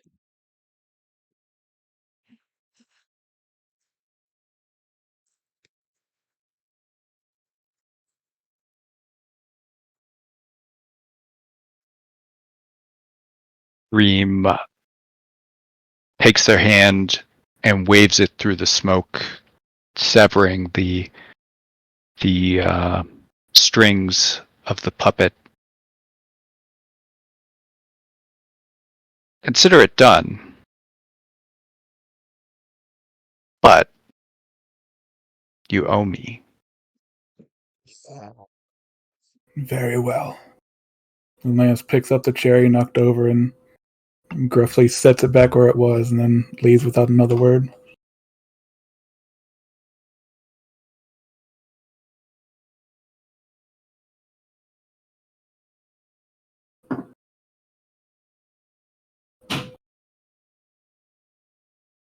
Well, Crescent, looks like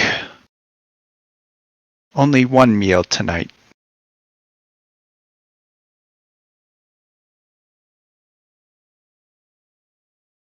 Maybe we convinced the Na to lift the curse anyway. His banishment. Seems to shrug and almost harumph. Seems that she has other things on her mind.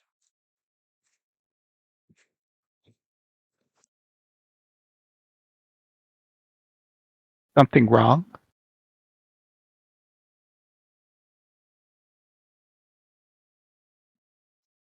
We seem to often find ourselves at odds with our cohorts.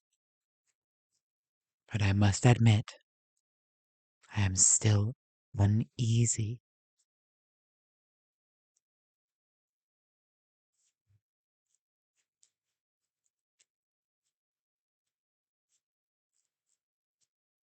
They are a chaotic bunch, flitting from goal and whim.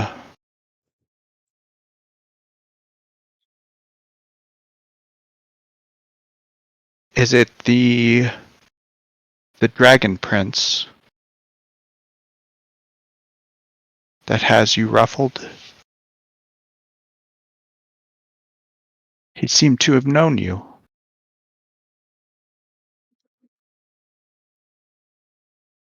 No, it is I that know of him. It is that and much beyond it. We are back here now in the material, and the Vanguard will continue to hunt us. We still not. We're still not ready. We must retrieve the egg. We must move swiftly.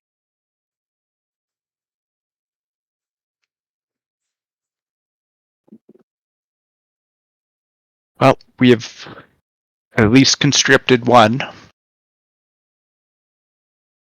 Let us see if we can get the rest.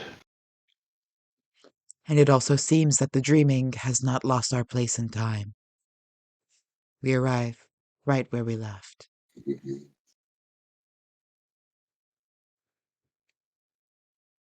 A boon from the dreaming, a rare thing. Rare indeed.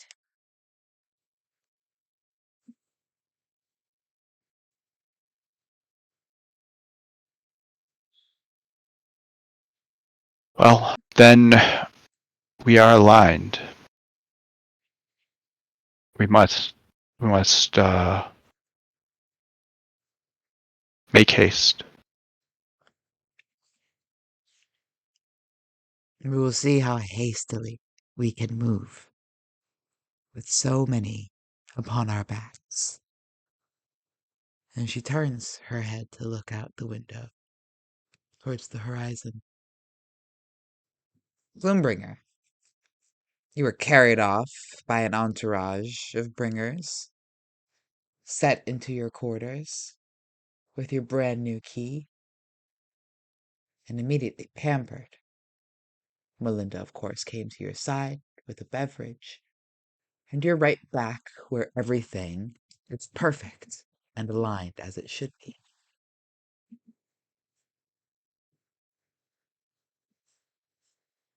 And very much in the scene, you would see a almost like a deep burning desire as I'm being massaged and drinking my wine and eating my grapes. My focus, my eye contact is very much on the key. Like I'll be playing with it and holding it in my hand, levitating it with my mage hand and such. Yeah, you want to make an investigation check for me? Yeah. Someone roll d20 for me, too. I'm upstairs. It's a +1. So Chimera probably would have followed this entourage because he's not letting that key out of his sight. Ah, You got a 5. so we'll Uh, backtrack a little before the investigation check. Um, is Chimera allowed into your bedchambers? As he just follows behind the gloom Tourage. One of them almost tries to stop you at the door, Chimera. He's a, of course, door bringer.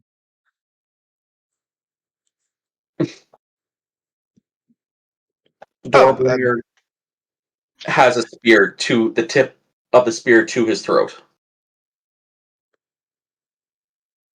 that's Chimera. He's one of our new Magnifiques. Please let him in. He's one of us now. Chimera, I didn't think you'd come and join me for my celebration.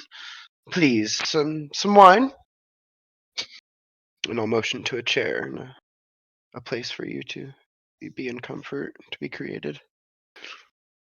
I will definitely join you for a drink. But there is something on that train that was stolen from me. So I need it back. Ah, yes. I just assumed that rest was in order, but I guess it can wait. A deal is a deal. And I'll kind of clap my hands for all the bringers to cease what they're doing and clear the room. And I'll kind of gesture to the door. Shall we? We shall. Let's go. You may And have the train afterwards. I have no claim or interest in it. wonderful. I just hope whatever we go finding on this train doesn't try to kill me. All right, hold on 1 second, y'all. I'll be right back. Oh, I will also take a bathroom break. very nice.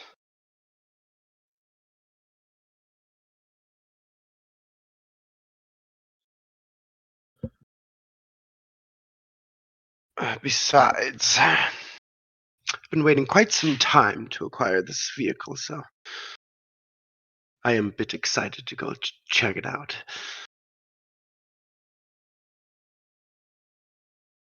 I have as well. Jadot stole from me. Hockey bastard. Yes, yes, I think that is a right assertion of his character. As devious and dubious, and well, much more than met the eye.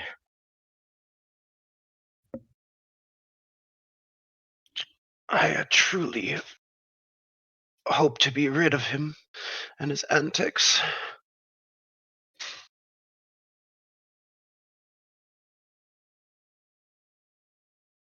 And, well, take this as a vote of confidence in the future. If we want something, it's probably best to just take it. Unless, of course, it's something of yours, Chimera. Yes. Well, let's change subject to something happier. What are your intentions for this train? Ah, yes.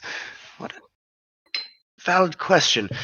Uh, Well, and I'll kind of, from out of my bag of holding, reveal a very long piece of paper that continues to scroll and scroll on. Well, I figured we'd start well, just north of El Truel, and then we'll kind of work our way around it, and eventually we'll be targeting El Truel, because fuck that city and their fucking holy fanatics. Um, Fanatics make great fans, by the way. And then we'll move our way over to Baldur's Gate, and I'll just continue to rattle off different places on the tour that we plan to venture. I suppose we should go back to Ajaib and, well, just check in. That's unexpected. I just assumed that since you're from the astral and you had a vehicle that can travel between planes, I didn't expect that you were going to just travel around Toril.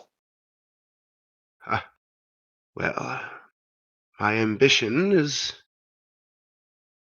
in line with my actions.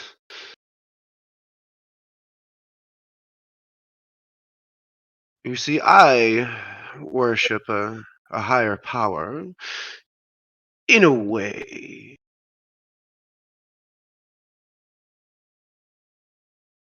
A little indifferent to perhaps your worship, but comes with its disciples, its followers.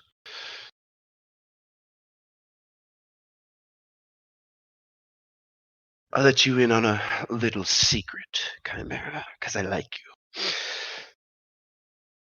One eyebrow will raise. The circus is merely a front for, well, my collection, if you will, of fans, you see. The more people that adore me, the more powerful I become. Not only I, but the one above me. Together, our power grows. Like a sun that grows in size for every planet that orbits around it.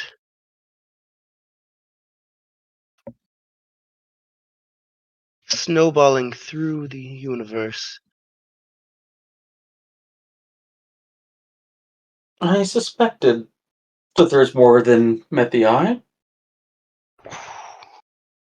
Very interesting. So, Yes. your plans are to travel Toril, gain renown,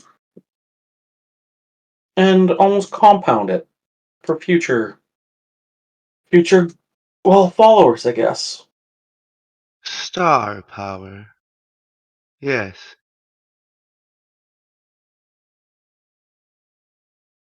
Well, I can And, actually agree on that. well, once we've done a few tours here on Tora, I figure we could maybe head on down to Zendikar and maybe into the Fey realm, or perhaps one of the layers of hell. I actually had a good network to the 8th layer. I believe I'll be able to get some shows booked. Gloombringer doesn't discriminate. Fans come in all shapes and sizes.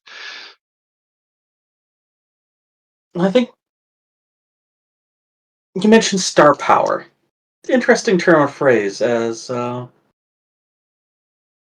stars are where I aspire to be next. Not a metaphor. The stars, the astral plane. That's that's the next step on my journey, I believe. The path that's been laid out for me. I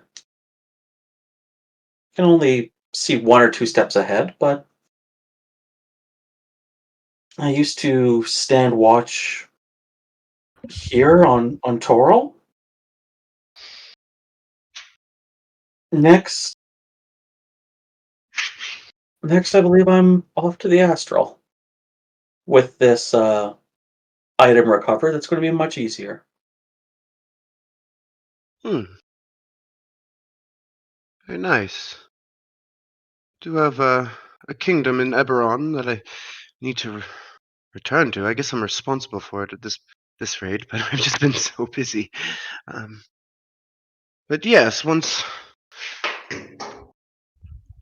we've done what we need to do down here, there's no saying we can't go up there, and I tend to visit the astral from time to time. What is it you plan to do? So, this universe, the universe works on almost a clock, if you will. Day becomes night, spring becomes summer, and those are all sort of the little hands on the clock. The big hand on the clock reads that this is the era of man.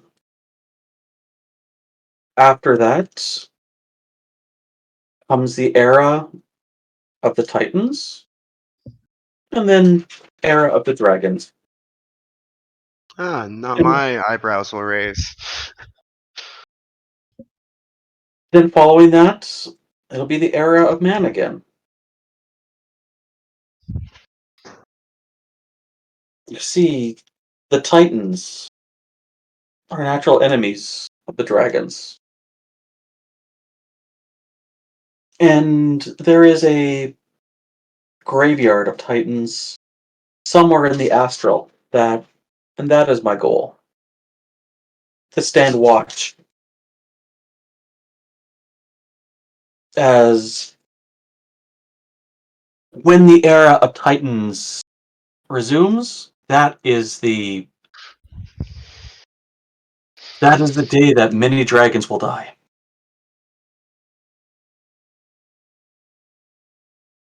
Hmm. I must say, I always was a fan of the dragon culture. Not as fanatical as my colleagues back at the militia, but they truly are beautiful creatures. I was not aware that the eras could change back and the time of the dragon could return once more. Yes, it is all a great cycle, really. It began before written history. No way to know, but we might even be in the third, fourth, or even fifth era of man.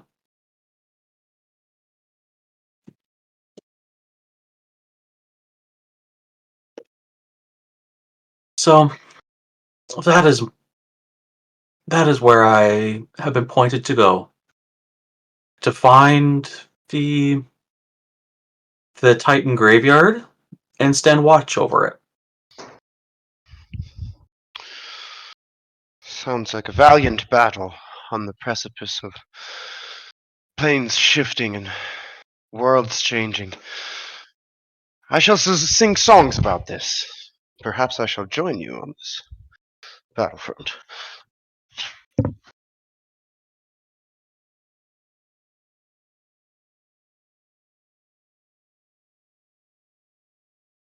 And the very first step is retrieving what was stolen from me. That should point me in the right direction. DM, did we arrive at the train?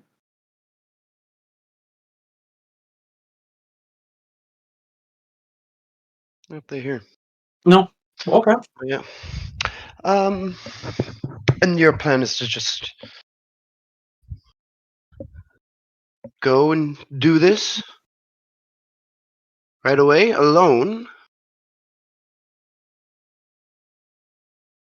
Seems like, I don't know, changing the eras from men to dragons wouldn't be an easy feat to accomplish by yourself. Well, to do that, it always goes from man to Titan to dragon. Ah, yes, that's right. So,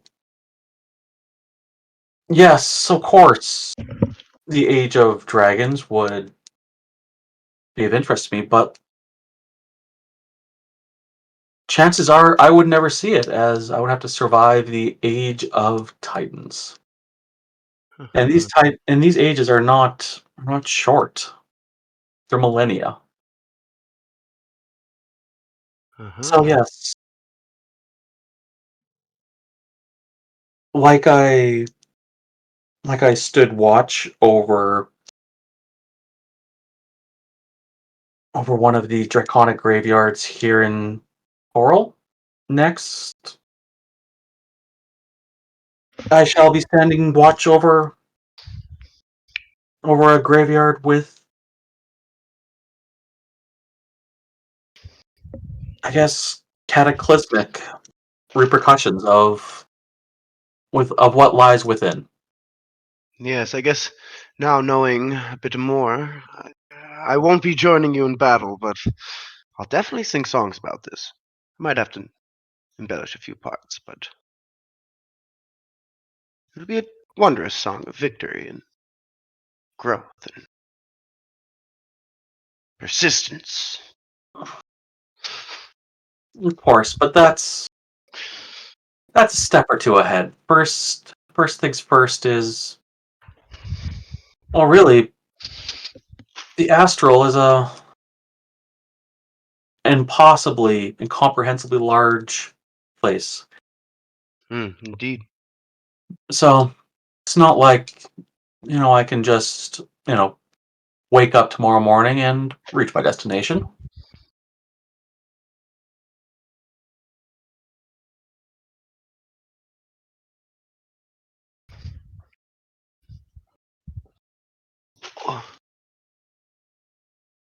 You can create a portal to the astral dimension, correct? Yes, and the orrery will help as well with that for sure. But like I said, You're halfway there. it's not enough just to simply know of the existence of this graveyard. It's a graveyard of titans is something which has been purposely obscured. Is only only bad things would happen to everyone who's alive today when the age of titans returns. Guess what exactly happens when the Age of Titans returns? Well, the titans are concerned with really just amassing power. But Hmm. unlike yourself, who utilizes their charisma, uniqueness, nerve, and talent, Oh, thank you, Chimera. they they amass power through brute strength.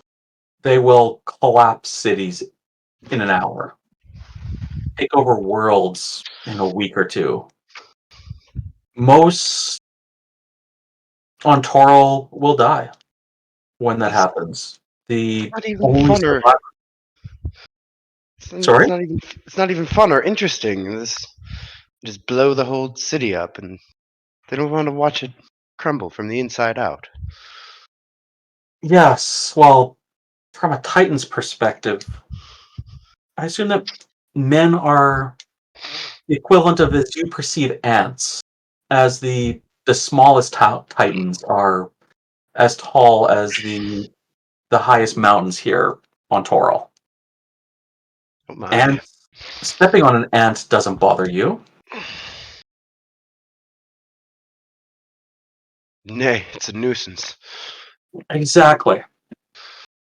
So when that era returns, I expect everyone on Toral will die, except for, well, historically, the dwarves have done extremely well with their homes built beneath the surface, sort of like a colony of ants.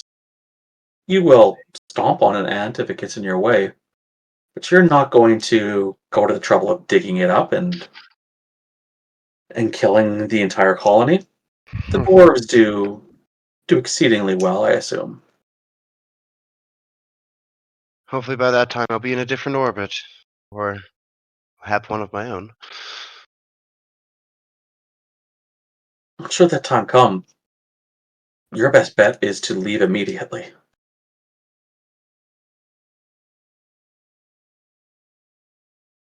Sounds like business will be good then. Are we ready to see my train?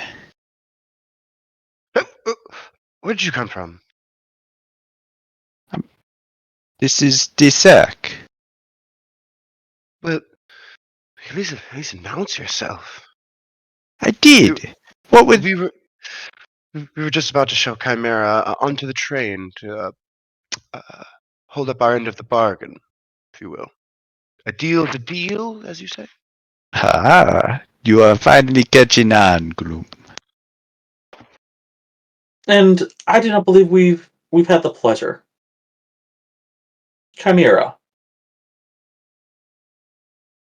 Ah, Dragon Prince. I am Baron Raku. Welcome to Cirque Magnifique. So is this your Cirque? Or Gloombringer's? There's no denying that Gloombringer is the star of the show.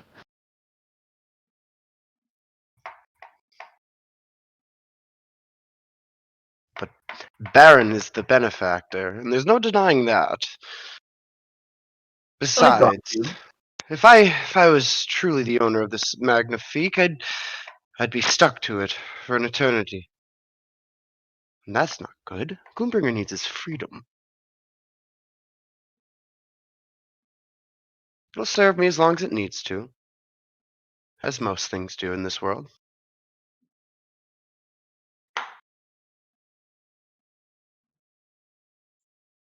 And it will be a grand platform to show off your unique talents.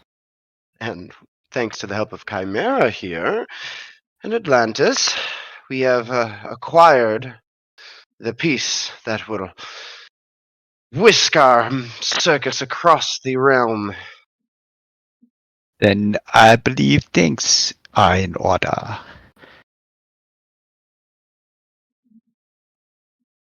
I assume you already have a deal in place, as you had mentioned.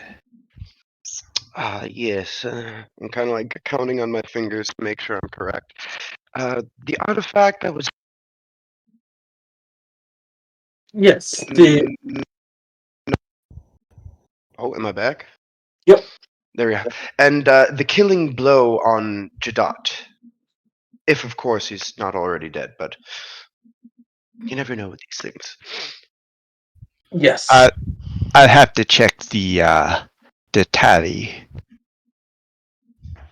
I am less concerned about the killing blow. Would have been nice, but at the end of the day, I've been ordered to retrieve what has been stolen, balance the scales.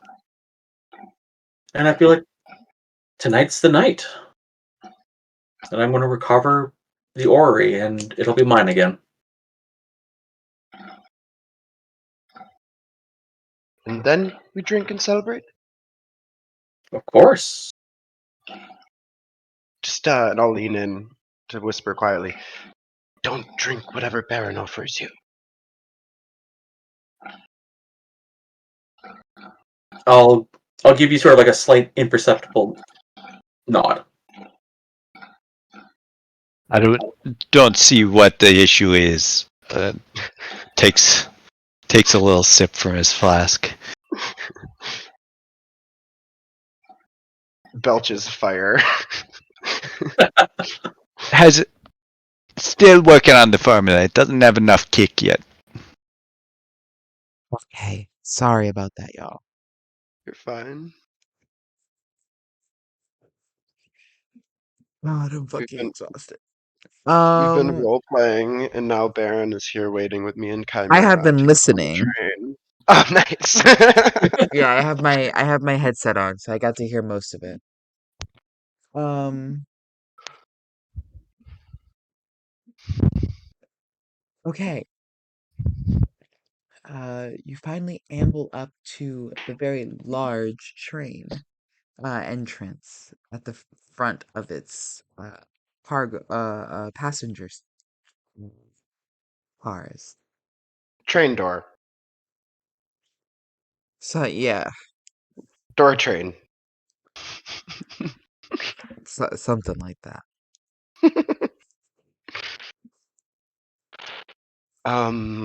If you don't mind, I'll do the honors and put the key in said mechanism and attempt to open said mechanism. And the door springs forth and opens. And I'll give a hand gesture to Chimera as to carry on. All right, I'm going to,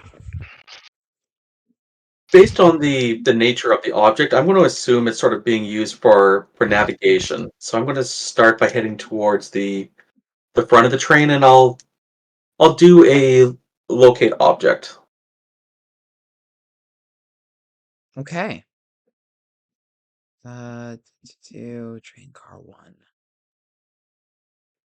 1. This is the first train car that you enter. Dining area of sorts. And there's a stairwell around the side that leads towards the front end of the train. Um, it do inside it's mostly vacant except for um, what look like metallic servants.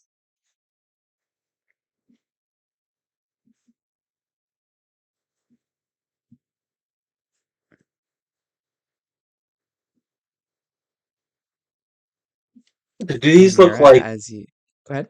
yeah, do these look like murder your face servants or let me get you a drink servant?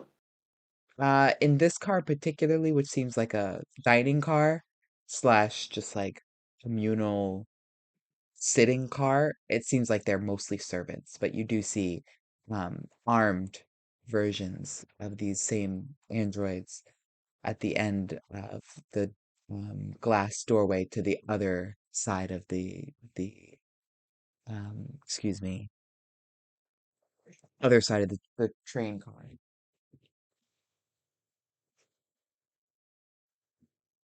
All right, I'm going to, let's see, do a quick perception check, looking around for traps. 29. No traps. You see defense systems, you see all manner of um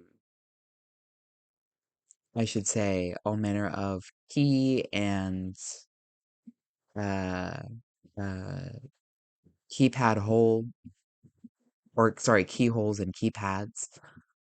Um but I'll be following like 5 paces behind Chimera with the key. okay, yeah. And the key grants you access to doors and when the androids prompt you, you are easily able to wave the key in front of them and disregard their uh, their prompts to, you know, hey, and uh, you All make your right. way towards the cockpit. Which Yep. first there is a long captain's room, and then the final engine room And I suspect that's where the object would have been used. in So the that's where I'm engine going room to begin. in the engine, yeah. Yeah, begin Uh, searching. and it's very easy to find. In fact, it is Oh. integrated into the navigation system like you had thought. It is almost a complete part of this train now. The train was seemingly built around it, and all of the controls are directly interfaced into the orrery. And not only the orrery, but all of its several pieces have been joined to create this train.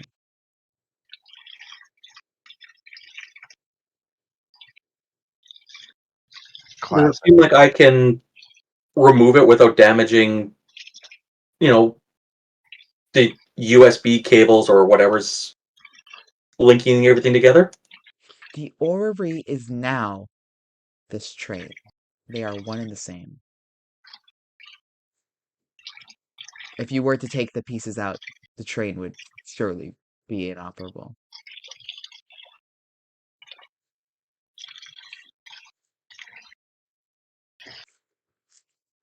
Does it seem like it's something? We'll keep using the USB. Can I unplug the USB port and It replug it is back not a in? USB port. It is the monitor to your laptop.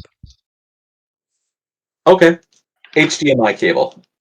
No, no, no. It is the monitor to your laptop. It is a screen on Hmm. your laptop.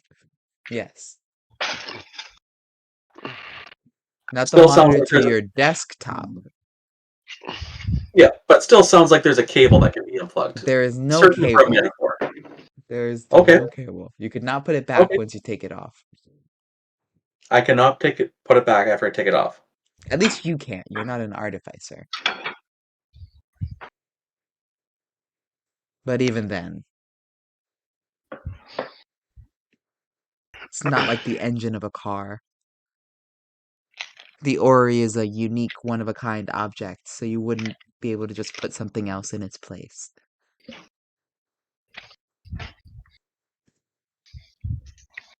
Well, a deal's a deal. I'm going to go over and I'm going to pick up my computer monitor.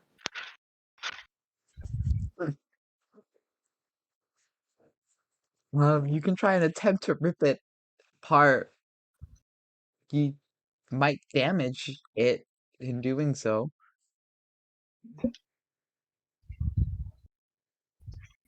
No, Chimera. Let's be civil about this. What are you proposing? Well, you required your mythical object to traverse the astral.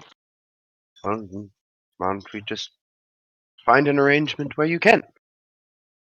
Take a trip to the astral sea. What's the bother? And I thought your intention was to keep this train local. Well, Travel to Baldur's Gate. And whatnot. maybe 1 week here, 1 week there.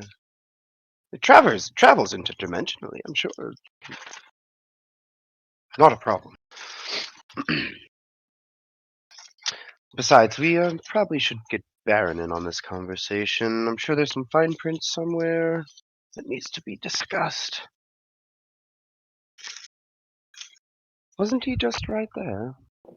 Baron has wandered off towards the vault. Where is he? I'll reach out telepathically. Baron, we might need a verification on one of our deals. Could you bring the script?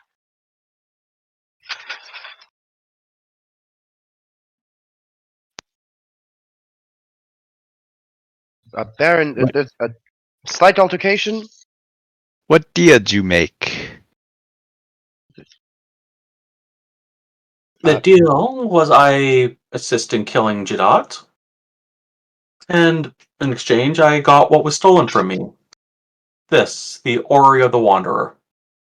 Which has now been integrated into the train as the supposed device that grants the train interdimensional travel. It doesn't appear that it comes out easily.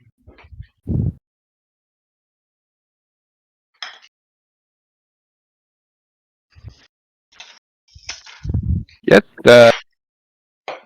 does sound that you're in a little bit of a pickle there. Yes, if you could join us, that'd be lovely. Where did you go, by the way? Who wants to? We've got a brand new train. Who wants to spend it in the cockpit? I was searching for treasure.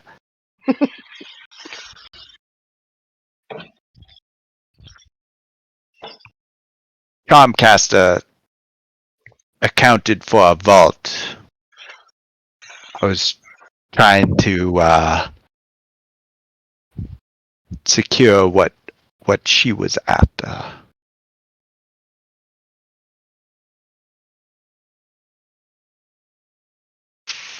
Well, what do you think? Maybe an amendment to the deal.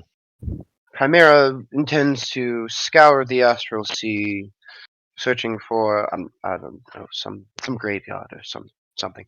Um, Perhaps every other weekend we can grant him 2 days visitation with the train. Hmm? Mm, why would I agree to that deal? Under the original deal, I had exclusive access to what was stolen from me, and now I'm going to give that all away for every other weekend? Like I'm some shitty father who maybe makes her child support payments? Well, you see, the arrangement was for what was stolen, and I would surmise that that object doesn't exist anymore. You could also argue that this train is this object now. Now, if a ship puts a new ore on the side, does that make the ore part of the ship, or?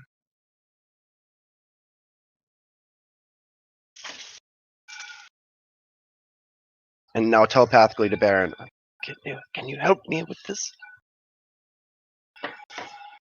The pickle, the pickle. We are not making sandwiches here, Bloom. As Baron steps into the room.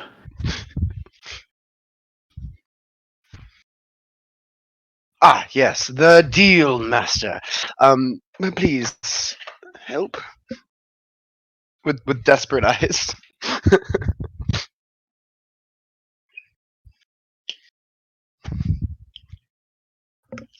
Well,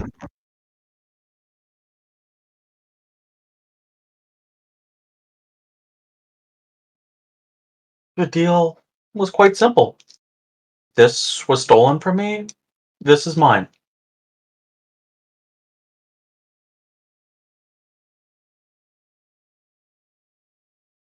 well, this deal is not so simple. For that might be true. But it's kind of locked in a room that we own. Can't really get rid of it. Okay. Let me So, let me give it a try then. The deal was never that your room remains safe or undamaged. There was no clause about that. Simply what was mine is mine.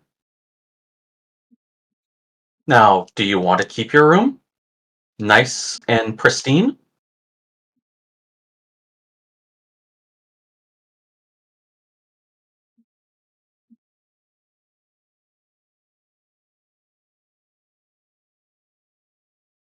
hmm.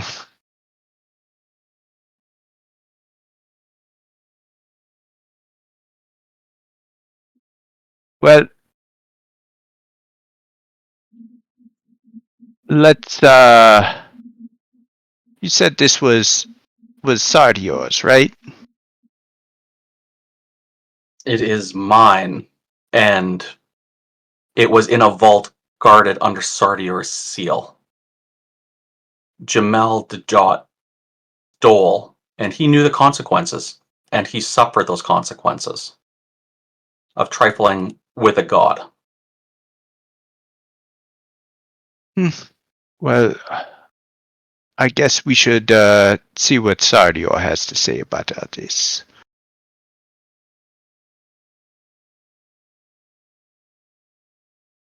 Baron is gonna Oh, no. reach Baron will into not. his Jamal Chimera is going to put a hand on the orrery, and he's going to implore my deity's aid in retrieving the orrery. Divine intervention. Okay. The bright ruby light expands in the room, and Chimera, you're left standing alone. Amidst the bright glow, forms of dragon kind flit about you, and you find yourself in a ruby-painted astral space. You do not see but feel Sardior's embrace around you.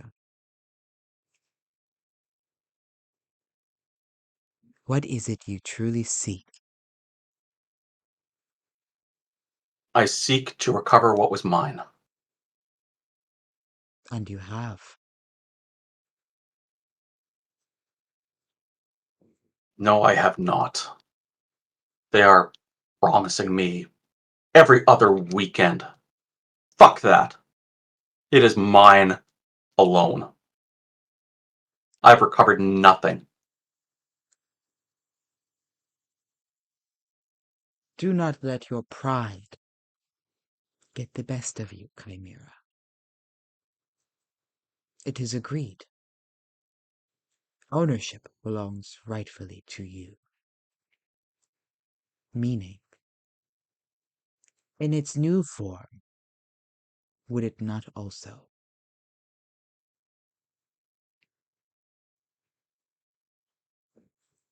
You asked for the wings to give you flight through the astral. Have the fates not provided that?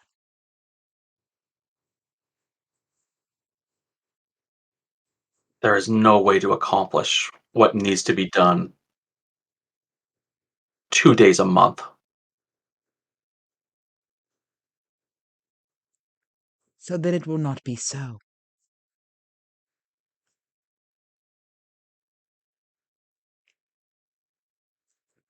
In my glory, I bequeath to you this train. There will be no other discussion of it. The demigod, or ascendant god, still owes me that favor. If this is what you wish, Chimera, I shall give it to you. Know that this train will be a great boon to you, and the followers amidst it will aid us.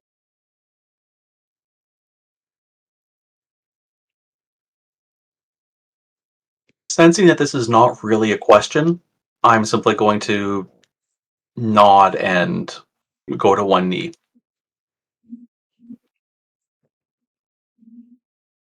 Accepting this judgment as truth. Know also this.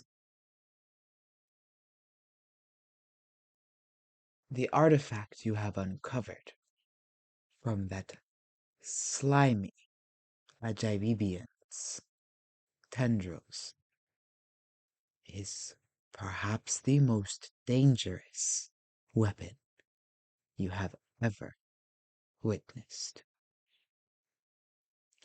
That coffin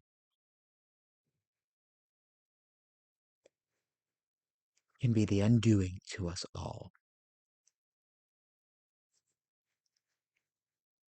Keep careful watch of it, Chimera. There will be a time when it unleashes the fury of Pandora upon us all.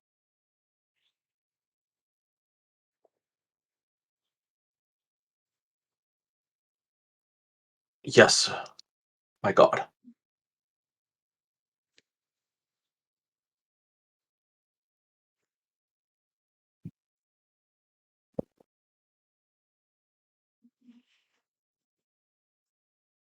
How can we best protect it?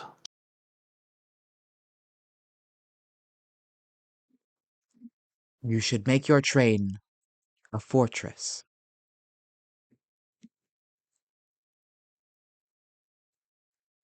You should fill it with trustworthy followers.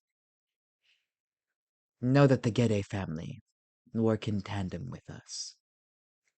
And they are not your enemy, and you should not be so hostile. Young one, you still have much to learn, in all these millennia.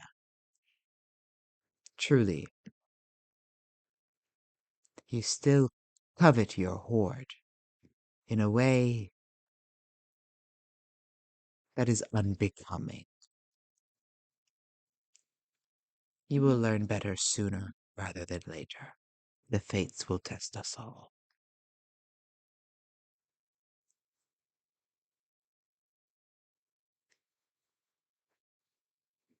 I'm sorry, my god. You do not dishonor me. You only limit yourselves.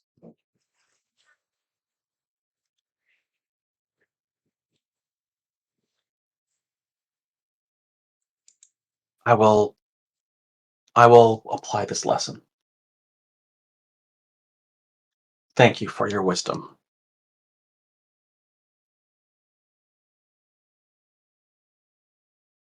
Go forth. The Baron will know of this decree.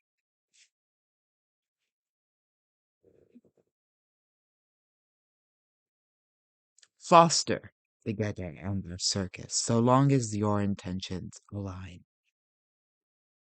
Work in tandem, as we will need allies in the upcoming dispute.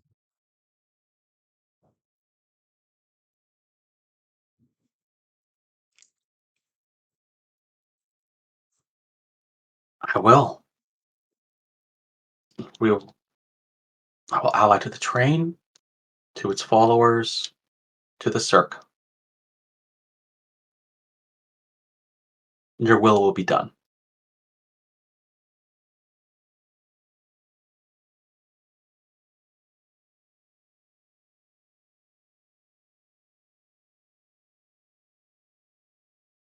And with that, Chimera will stand up and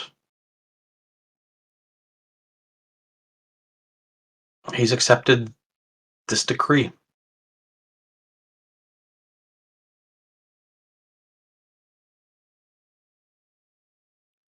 Should your faithfulness prove not only fruitful, but unwavering, you will find that the world serpent will be your greatest weapon. And as those last words part with you,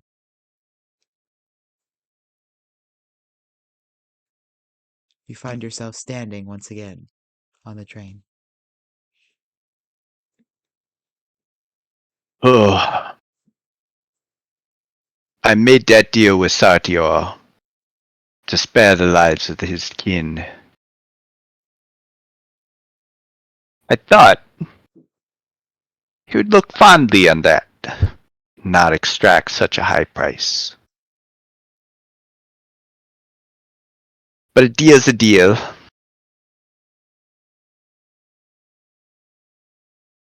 And for what it's worth, Sardior has made it very clear that the family Gede, as well as the Cirque, is an ally. Not a deal, but it's more than that. I will live and abide by that as I accept the wisdom of my elders.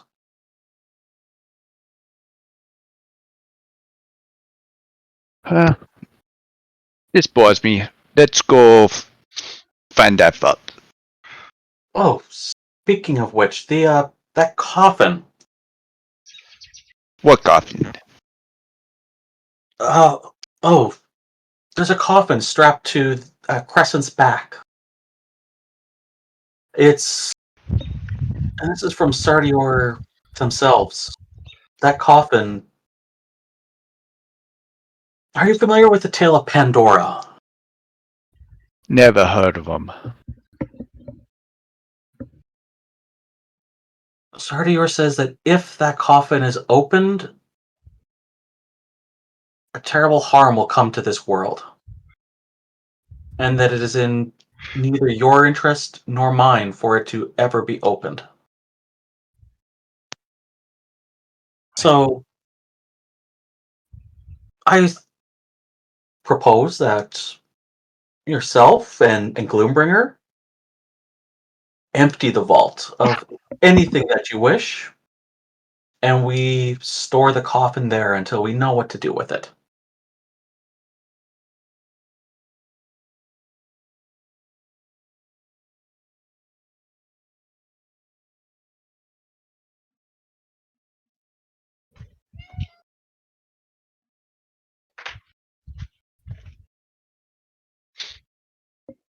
I knew it was dangerous.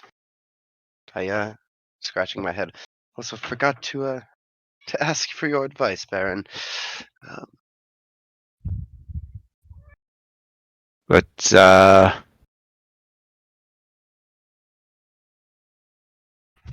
let's not destroy the world right now, I guess. Seems a waste since we just got this shiny new toy.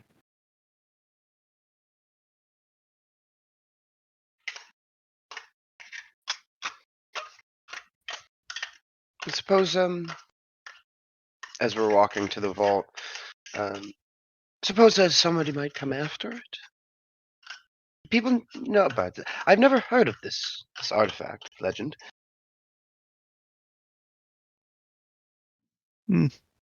Somebody would probably know something. He knows a lot about stuff like that. Yes. Yeah,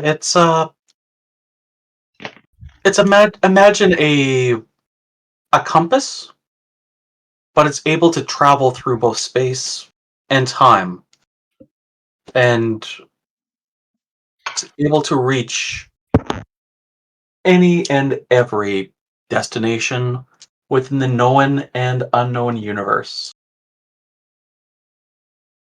Chimera, as you look at them and they kind of turn their heads slowly, you realize they were talking about the chest.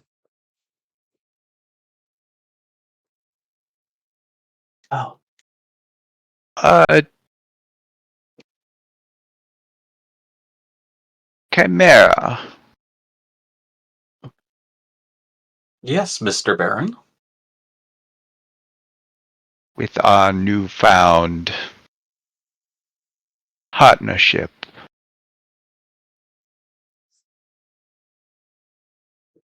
would you consider taking my mark as well as Satyor's?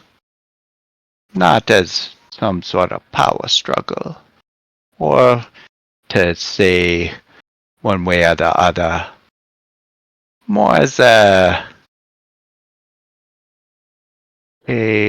insurance policy. For unlike Satyor, you are a being of this realm. Maybe you'd like to stick around for a while. Actually, on that note, Baron, I seem to have expended my previous adornment, if you don't mind. Oh, it refreshes. And I'll look down on my chest to see my Baron pin. Oh, Uh, that's so convenient. at midnight. It'll regain its luster and shine. Right now it's frail looking, looks brittle and old, like it'll fall apart any moment. That is very generous of you. I do have my own insurance policy buried thousands of feet into the earth. Allow me to prey on it. If nothing else, think of it as a gesture of goodwill on both our sides. Mutual trust. with Sardior's lessons still held in the back, still ringing in my ears, Chimera's going to give Baron a nod and accept this gift, tying him to the cirque.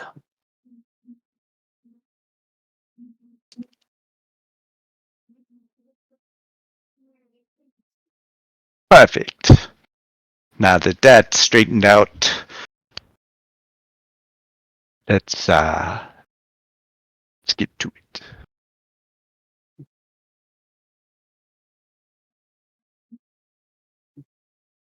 Okay. I've got a lot of updating I need to do to the war room. We're gonna fade here.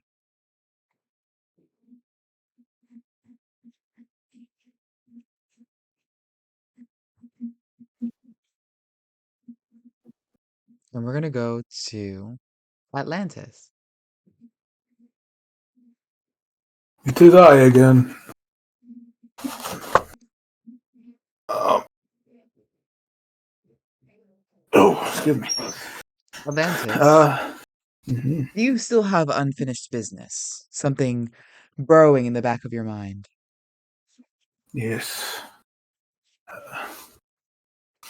First, I would like to send Naiad to Nyria and tell them, although I do not wish them to see me in the state I am in now, I want to make sure Nyria knows how thankful I am for the armor they made me. So I'll send Naiad as an emissary. Yeah. And meanwhile,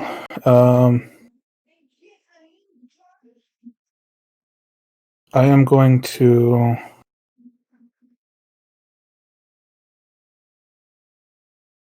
I need. Things are going to be a bit awkward between me and Dream.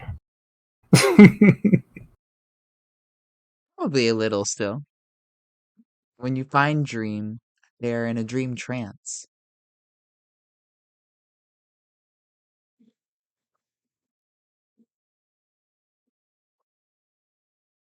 And then it just kind of stands there awkwardly, as just kind of taps them on the shoulder a little. Dream, where are you in the dreamscape? Dream, where are you in dreams? I have to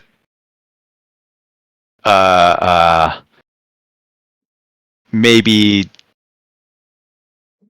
I've stopped off at the king,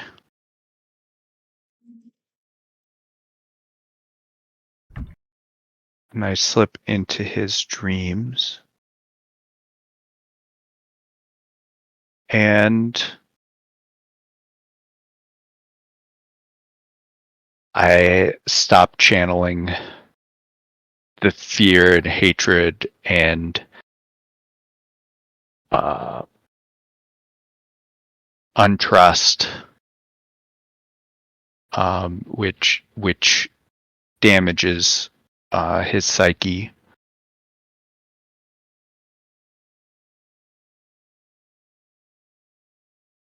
And I just pop in behind him in his dream. Seems your son has more mercy than you do.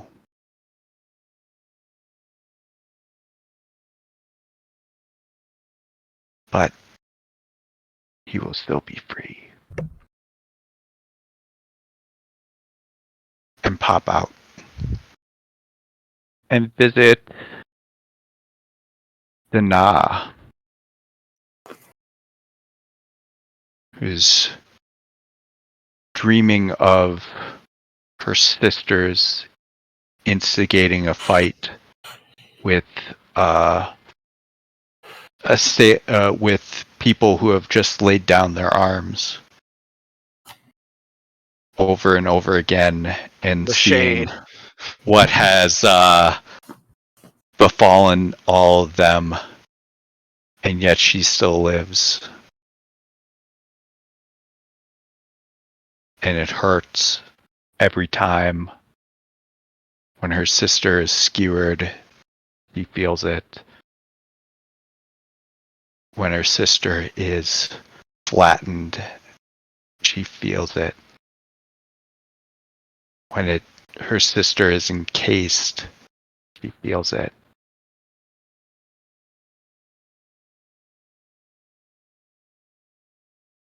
And she opens her eyes and she is on the floor under Crescent's giant claw. And Dream's standing there, crouched close by her face.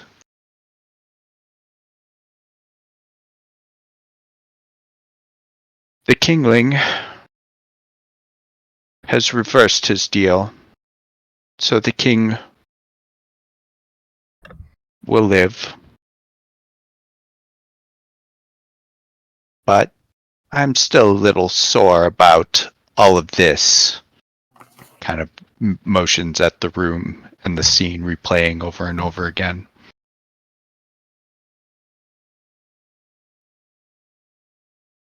However, I'm even sourer about the Kingling reversing his course.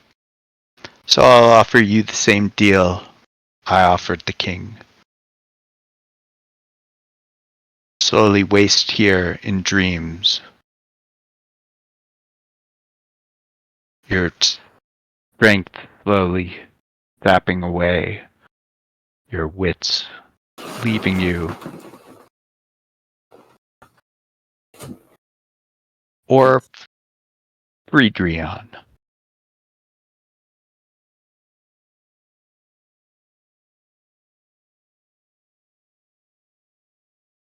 There is no reason, Drian. It shows you truly do not understand what you meddle with.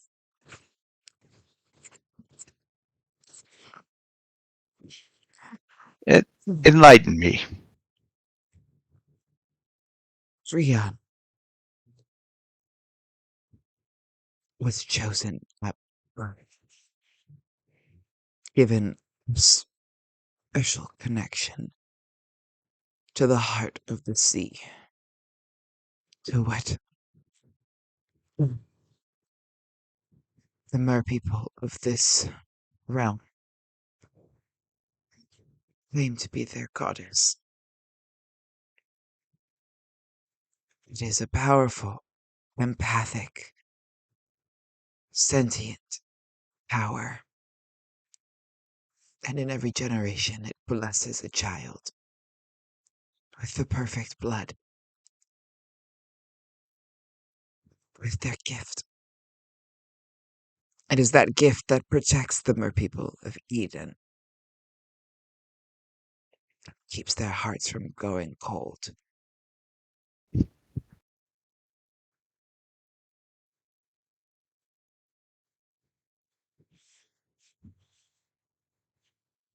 But the exile and there's an anchor.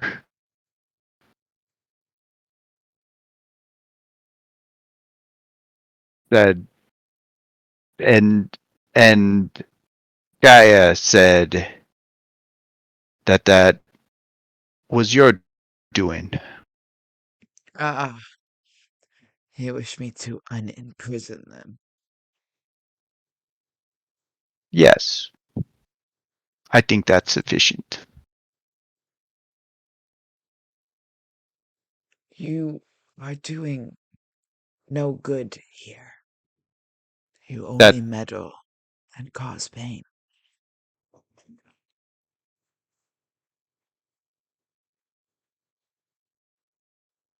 hmm, perhaps you're right.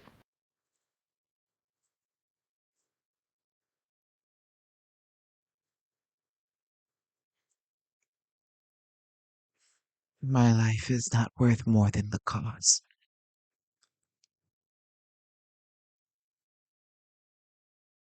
You cannot harm me worse than I've already suffered.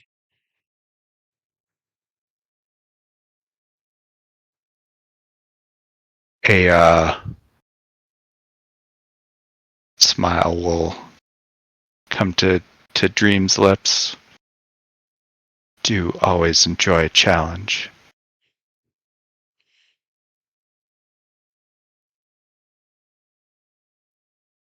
So be it. But the offer stands.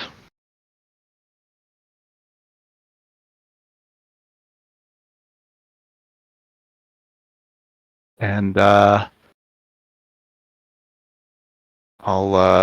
go through round 2. And I'll try and make it creative. And As I'm you, out of my trance. yeah, as you attempt to, there's a nudge at your physical form.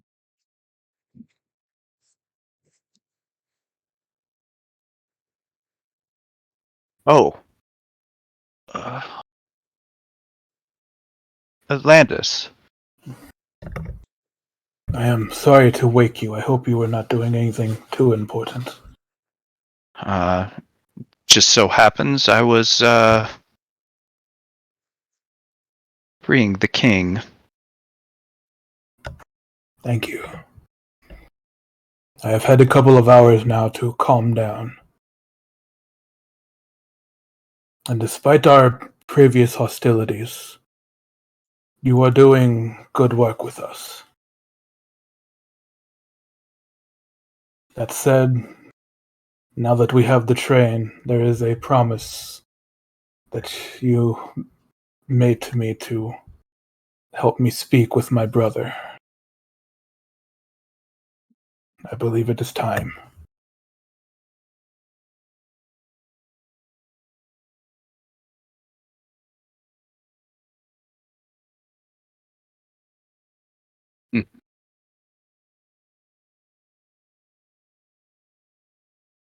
I look deep in Crescent's eyes.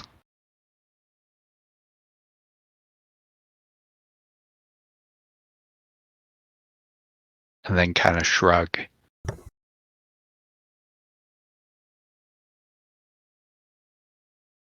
Very well. Dinner and a show, then. Thank you.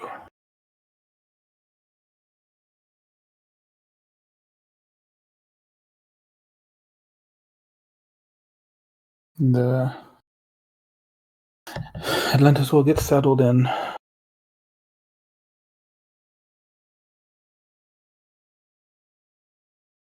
Back into the dreaming, you proceed. As we fade to black yet again.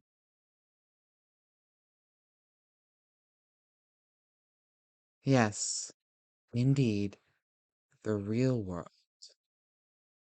has continued to show us that we pave our own paths, and we choose to step further into the darkness or forward into the light.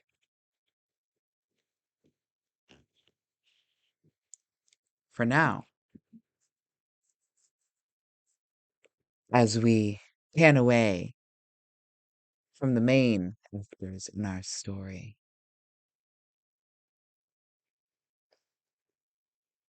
the spirit, a fiend,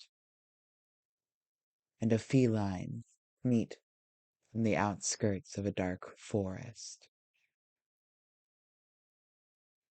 A newcomer edges on the horizon.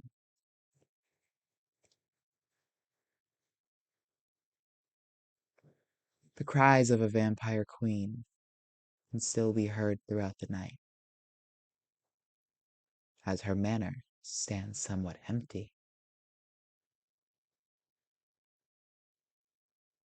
Forces gather in Eberron. A war continues to culminate over Theros. Addiction and the influence of devils continues to rage on Toril. Eden sees the aftermath of a king broken and their greatest protectors slain.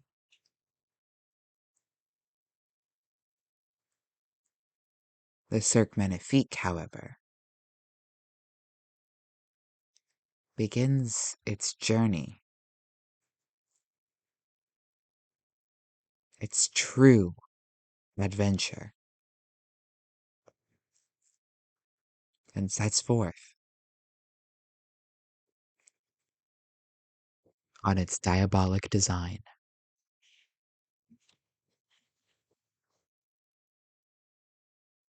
Thank you all, yet again, for another great session. Dun, dun, dun. I think we can And that officially say... Yeah, go ahead, Ben. that was the end of campaign 3. That was not the Yup. end of That was not the end of campaign 3, please. It's the end of 2.5. 3 Yeah. just started. That's the Three just start of- started. We're here now. That was the prologue. We're gonna send Gloombringer away. We're gonna get fucking get fucking Deathbringer. Slayer in. Yeah, Deathbringer. Get Slayer in here. Oh my god, Slayer? Yeah. Yep. He's been on his way this entire time. And I think that's the most of it. Yeah, we gotta resolve the vampires, because that was technically yesterday. We've got to resolve the Vanguard of Nightmare. We've got to resolve the Godslayer. And we've got to resolve the Kingmaker. And you guys are gonna go and flit around the verse and put on circus shows. Woo! Woo! Finally. So next week, let's plan for vampire, because you guys said you would go back and talk to the daughters of House Mata today, which is tomorrow. So once you guys rest, that'll be on your agenda. And I think that's the only thing you have to do. And then in 2 days after that, Slayer arrives. Wow. It's going to slay us all. All right. Careful what you wish for. Hold on now. I mean, have you not learned your lesson? Isn't that the theme of the episode? What is the name of our episode? Let's do our closing type things. Name How Learning about lessons. Atlantis putting the dragons in Dungeons and Dragons? Like that. Also, I will say this was a meaty episode. Mm-hmm. This was a meaty one, guys. This is a capstone episode if there ever was one. It sure was. I'm gonna give. 2.5. I'll start off our votes. I'm gonna give an honorable mention to Atlantis, who had an amazing episode, and the last 3 sessions or so have kind of really you did ascend in a way.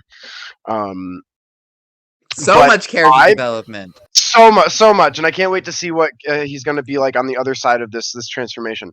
And like the scene with Drian, fucking money. Anyways, my real vote is going to Dream for being the most fucking evil. Yeah. That was some Dream- sick shit, dude. Dream You is are the most fucking evil. And showing us that evil comes in many shapes and forms in this world, and I really appreciate the character. And Dream also the only one to pass Gaia's test.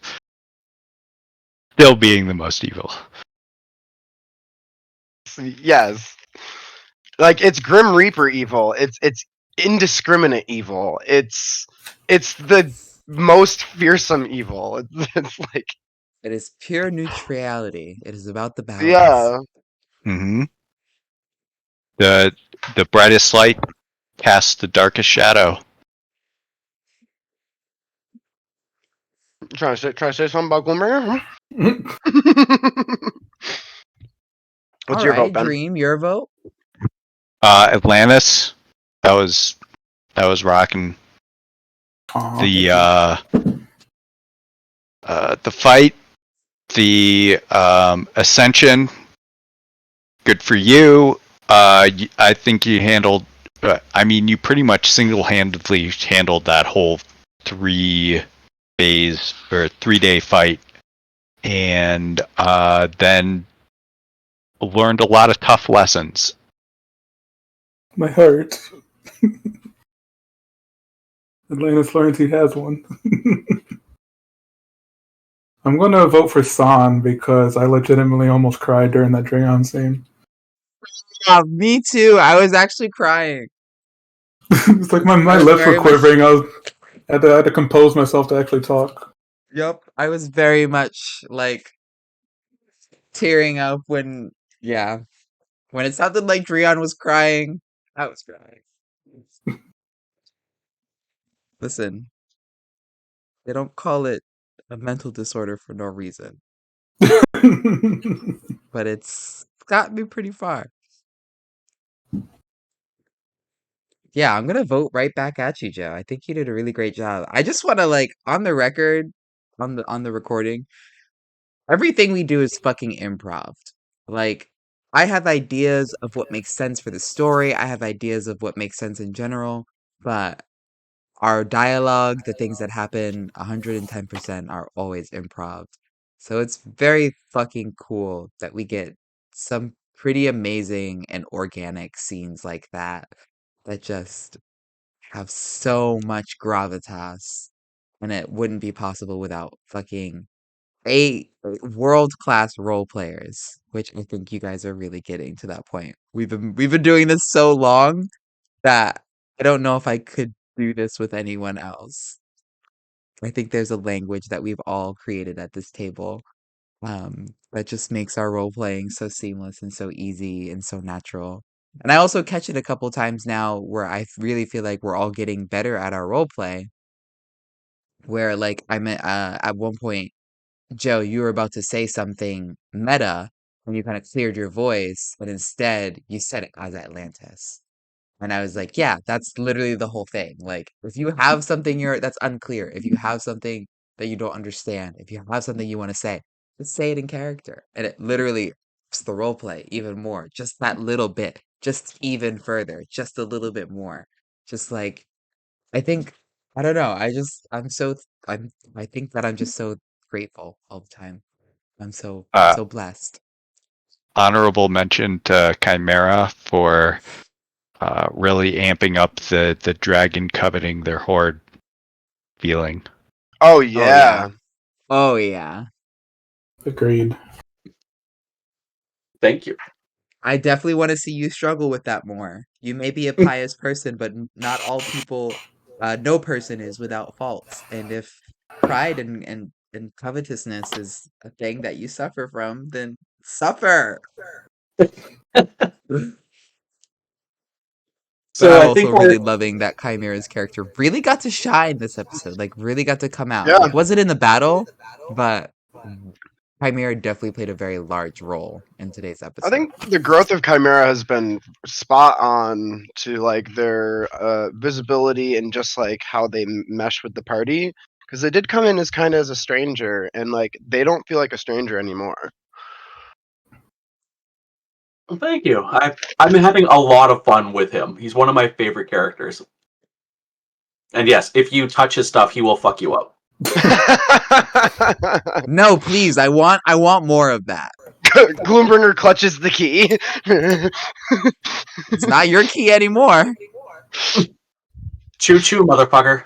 No, you motherfucker is literally like a lump in my throat when after our conversation, and then like as we got closer, I was just like, It did Like, actually I give me know. some really great ideas. Like some things that you would notice, Chimera, is that the train is covered in those sigils and runes, which we had Mhm. mentioned before. But that's something that you might want to look into. Mhm. Baron's not worried at all, because he knows in the future this train is still Cirque Magnifique with him as the headmaster. Doesn't know how he's going to get there, but fate has a weird way of working out. That is Well, funny. it is an alliance, not a hostile takeover. So you are lucky for that. Gloombringer just wants to use the train and then peace out. Same for Chimera. But on that note, it's not going to help our inspiration high situation. But I'm going to give my inspiration to Gloom. Like Son called a break, and then Mitch and I, we kind of just probably role played for like 20 minutes straight, Yeah, that was great. and that was just fun. Baron's just like, I'm here too. Yeah, and then literally I- Baron just steps into the convo. Like, it was actually really cool.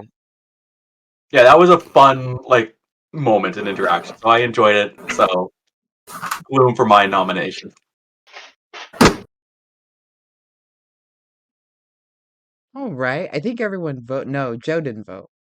I voted. I Wait, no, voted yes, you for did. you. You did vote. So that's everyone. I think it goes to Gloom. No, it's a tie. So I think Gloom and Atlantis had two. Yeah. no, I think everyone Yeah. had one. I voted Ben. You voted Atlantis. You voted San. It would be a four-way tie, but San's in the tie now. So Okay. Well, Shantae, you all stay. I mean, honestly, capstone episode, we all get inspiration. Not a bad Yeah. idea. There you go. For the third week in a row, the third session. Yeah, something like that. Inspiration means fucking nothing at this point. All right. Just use It, it. I yeah. I It's haven't like, rolled any dice, so And that's how I'm not gonna lie, level 20 campaigns, honestly, you don't need as much dice rolling as you do at lower they hit levels. they hit different, but like there's a lot of times honestly where it's like it doesn't feel like we're not doing anything. It feels like we're doing a lot of stuff and we don't even roll dice. It's Because just you not don't even need like to roll all role anymore. play. It's Because like you it's don't need to all roll anymore. You have so much power that it is benign for you to have to roll most things. but Mhm. like I'm Monday night I'm playing and we just hit level 4 in a classic dungeon crawl and like just the difference in what the game feels like between this and that is substantial. Also the role play sounds right. Like we role play very well together. It's so seamless and there's so much airtime that isn't wasted by like just like not knowing who should talk. It's a huge difference. Yeah, it is. It really, really is. I think you guys are doing an amazing job just fitting into your characters and fitting together as a group. But I want to see more teamwork. I want to see more combos. I want to see more um interfacing through the party. And I see a lot of that already. I Like Dream and Atlantis are beginning to have a deeper interwoven connection. Um I, I I want to wouldn't see all characters in the same scene at the same time. that'll be the end of campaign 3. You know there is a war culminating, so that is Careful that what you wish is for.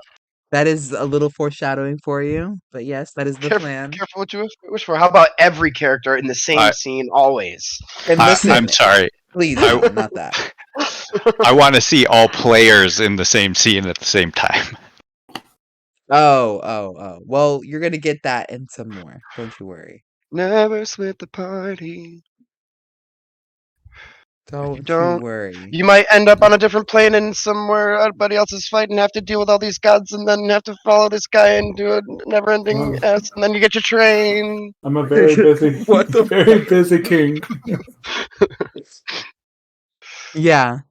End of this season is probably gonna be, if the things go trajectory wise where I think they will, It's probably going to be a very, very, very large battle. That'll be a huge mix of combat and role play. Um, Ah, Gloombringer needs to write a song.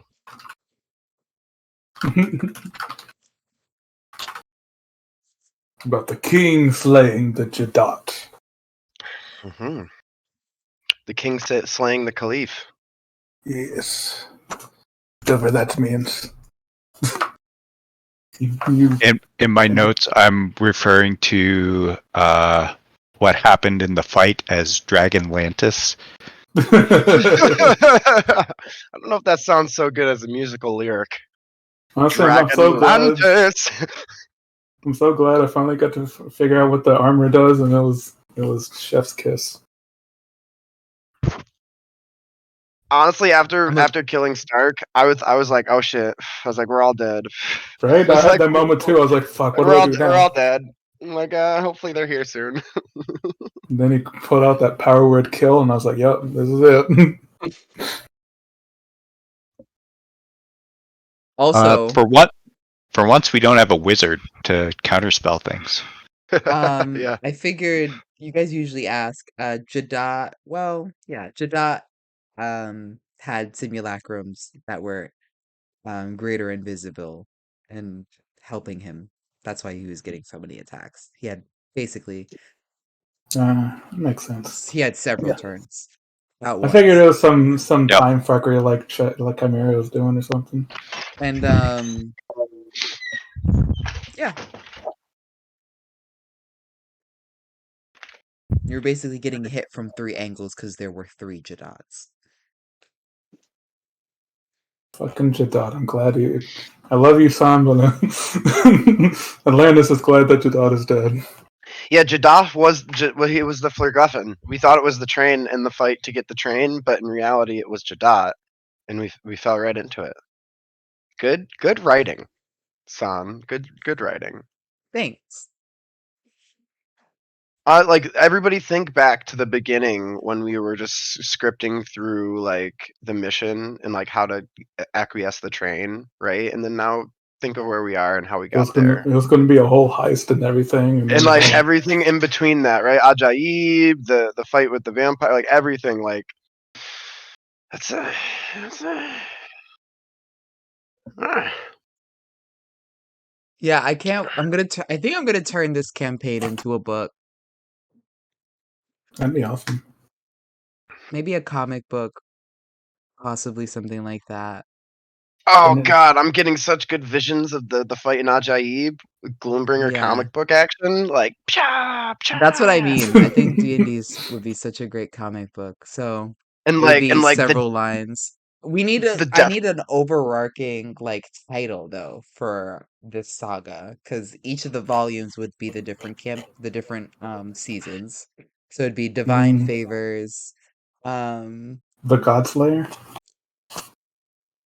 no, that's like a chapter because that's a Mm. thing that's going to be happening. Necronomicon, That would Chronicles of also the be a Lore chapter. Masters. but I mean, Maybe. it was the first one. It was the second one. It's the third one.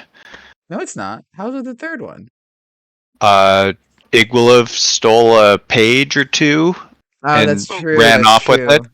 Yeah, the Other way around. and Necronomicon was that also in this campaign. Yeah, I that am we've a been great Call, ignoring. writer, huh? call it the Lore Masters Chronicles. Pat That myself on sounds the better. fucking back. Because Honestly, like I'm like the job, thing, like the son. story, like on it, like there was like a small gem, and like honestly, in the beginning, we thought that like going the Jadot route and going with Drian, like we thought we were being smart, and we just like walked into this huge story and just like got caught up in all of this real life mess of the whole family and everything, and the love story and the Eden, and like that's beautiful. It's a couple paragraphs that grew into an entire book, right? Nuts. Absolutely nuts. Well, lucky for you guys, Eden was a story I had written. Eden is actually the first D&D module I ever created, and it's basically based around the same exact premise, except um Actually, no, it really did end up almost the same exact premise. I changed the names, but and the places, but basically a noble convinces a party of people to go with him to this plane as adventurers and to help. He tricks them, doesn't tell them that he's been there before, and he attempts to get his love back, which is Dreon. He attempts to take over Eden, etc., etc. And the party has to choose whether or not they want to side with him or they want to side with the peoples of Eden. So you would have had a little more neutral choice in the interaction had it been the original module. But because of it being our campaign and because of the nature of the things that you all needed and et cetera, it ended up being a very different story. Like the king isn't really existent in the first module because like they never really need to see them. What is existent is the Grove Court, which is in the center of the forest because that's where people are mostly traveling through, and they would eventually meet those people. But you all never had to do that. You basically went straight to the temple and you only really dealt with them in dreams. So it actually made Eden a lot different, and I had to create a lot more things for it. And I feel like because of that, it's even more fleshed out now. Pretty boss, hey? Yeah.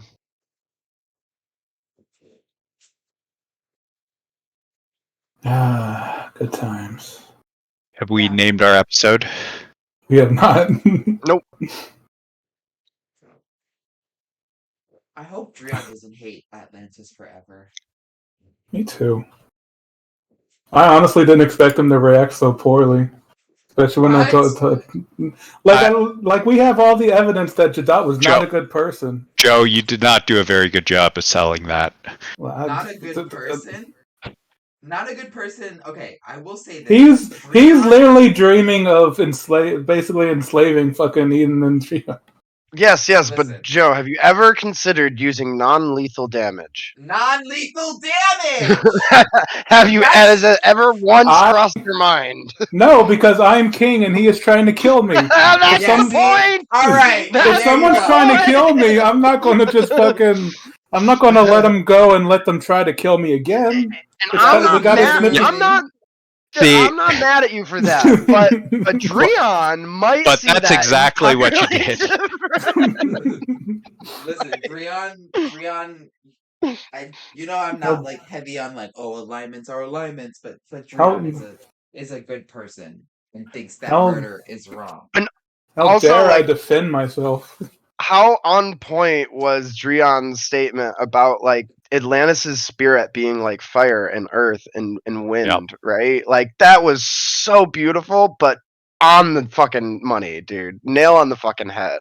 And I love that about Atlantis. It's Hit me in duality. my And heart. it's his growth, but it's like Atlantis had multiple lectures that session. A lot of tough things to internalize. But I think they all landed and didn't get deflected by his ego, which is promising. a name for the episode, the final lesson or lessons learned. Ooh, lessons learned. Lessons learned. Because even Chimera got a little lesson. He got chastised by his god. Dream learned something of humility. Because they forfeited the death of the king at least, so that way to Atlantis. So Dream is learning to waver, because I feel like even though like that's the one thing that makes Dream so terrifying and also so awe-inspiring is that they are so steadfast in their belief in their path as this true neutral force of balance, that whatever balance calls for they'll do without hesitation. And here they've perhaps conceded to one side or the other in the basic, in I pity of Atlantis.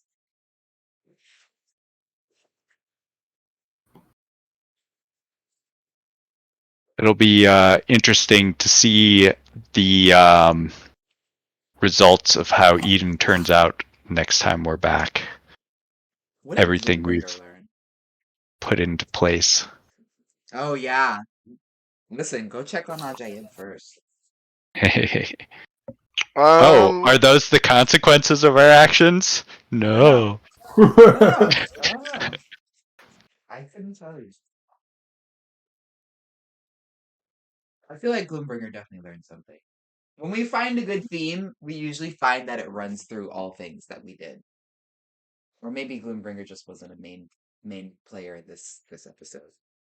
I mean, I think the lesson that might have been learned would be like the same one that is been the running theme of the Cirque Magnifique, or just our party, which is I really wanted this train, and I was acquiring all this help to get this train, and then I get the train and immediately have to give it away. He's learning to make compromises, and that you can't always have exactly what you want. And yeah, I never really got what I wanted, but I'm getting it in a different way. Same lesson kind of Chimera learned, which is So what you're saying, it really was the friends you made along the way. And for the record, that was a lesson that Chimera was given. I'm not sure he's internalized that lesson. No, That's and fair. I'm really looking forward to that not happening. Because I love that we had to beat Atlantis over the head since his character got here to be like, stop being such a pompous dickhead, and him getting dumped by his potential lover for him to be like, shit, I guess I should Honestly, stop being a dickhead. like I think Gloom. Dream's been pretty vocal on that topic Yeah, but to that's what I Atlantis. mean. That's what I mean. We've been beating him over the head with it, and it literally took heartbreak and heartache for him to He's finally be like, "Oh shit." he's been trying, damn it. It's not always successfully. Little bits here and there. You know, a T for I was trying. I was very close to having Gloombringer do something in reaction to Chimera, and they're trying to sabotage the train. But I kind of thought about it and didn't think Gloombringer would react and let the situation play out. So I think that's like all the growth that he needed, right? In that lesson.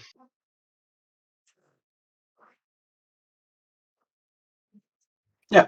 So we can say that Gloombringer learned the lesson of don't touch Chimera stuff. One lesson learned. Chimera just needs to teach it the rest of the party. Well, the dragon's going to have a little bit bigger of a horde next session when Gloombringer returns with their prize. What is that? Gold. It's just gold. From where? Literally a mountain of gold. From my mountain! From my Oh. valley! Oh, It's like, you want a new house? Here you go. Go I'll lay just on all this gold.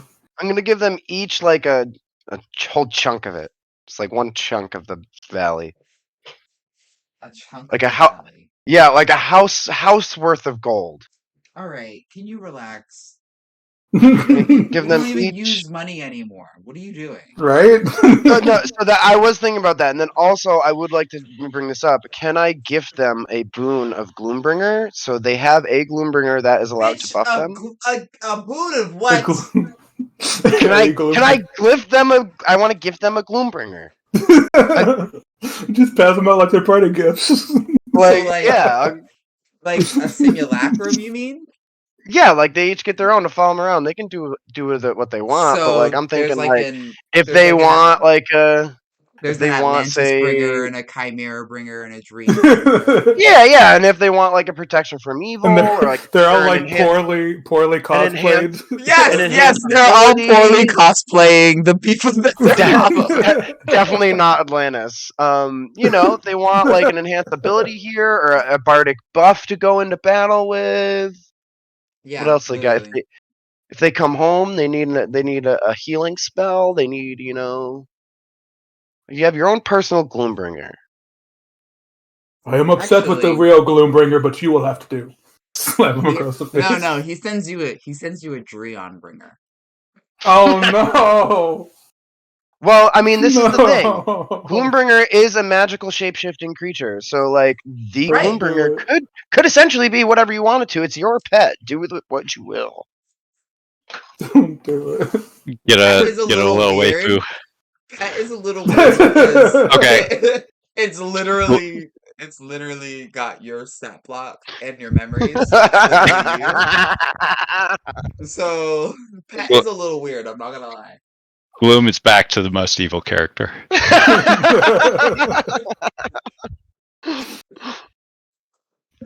I gotta go. It's been fun. Later. Are we playing tomorrow? Tomorrow is Sunday. Yeah. Okay. Okay. I'll see you all tomorrow. All right. Good night, guys. Good night. Great game, everyone. Great Yeah. round.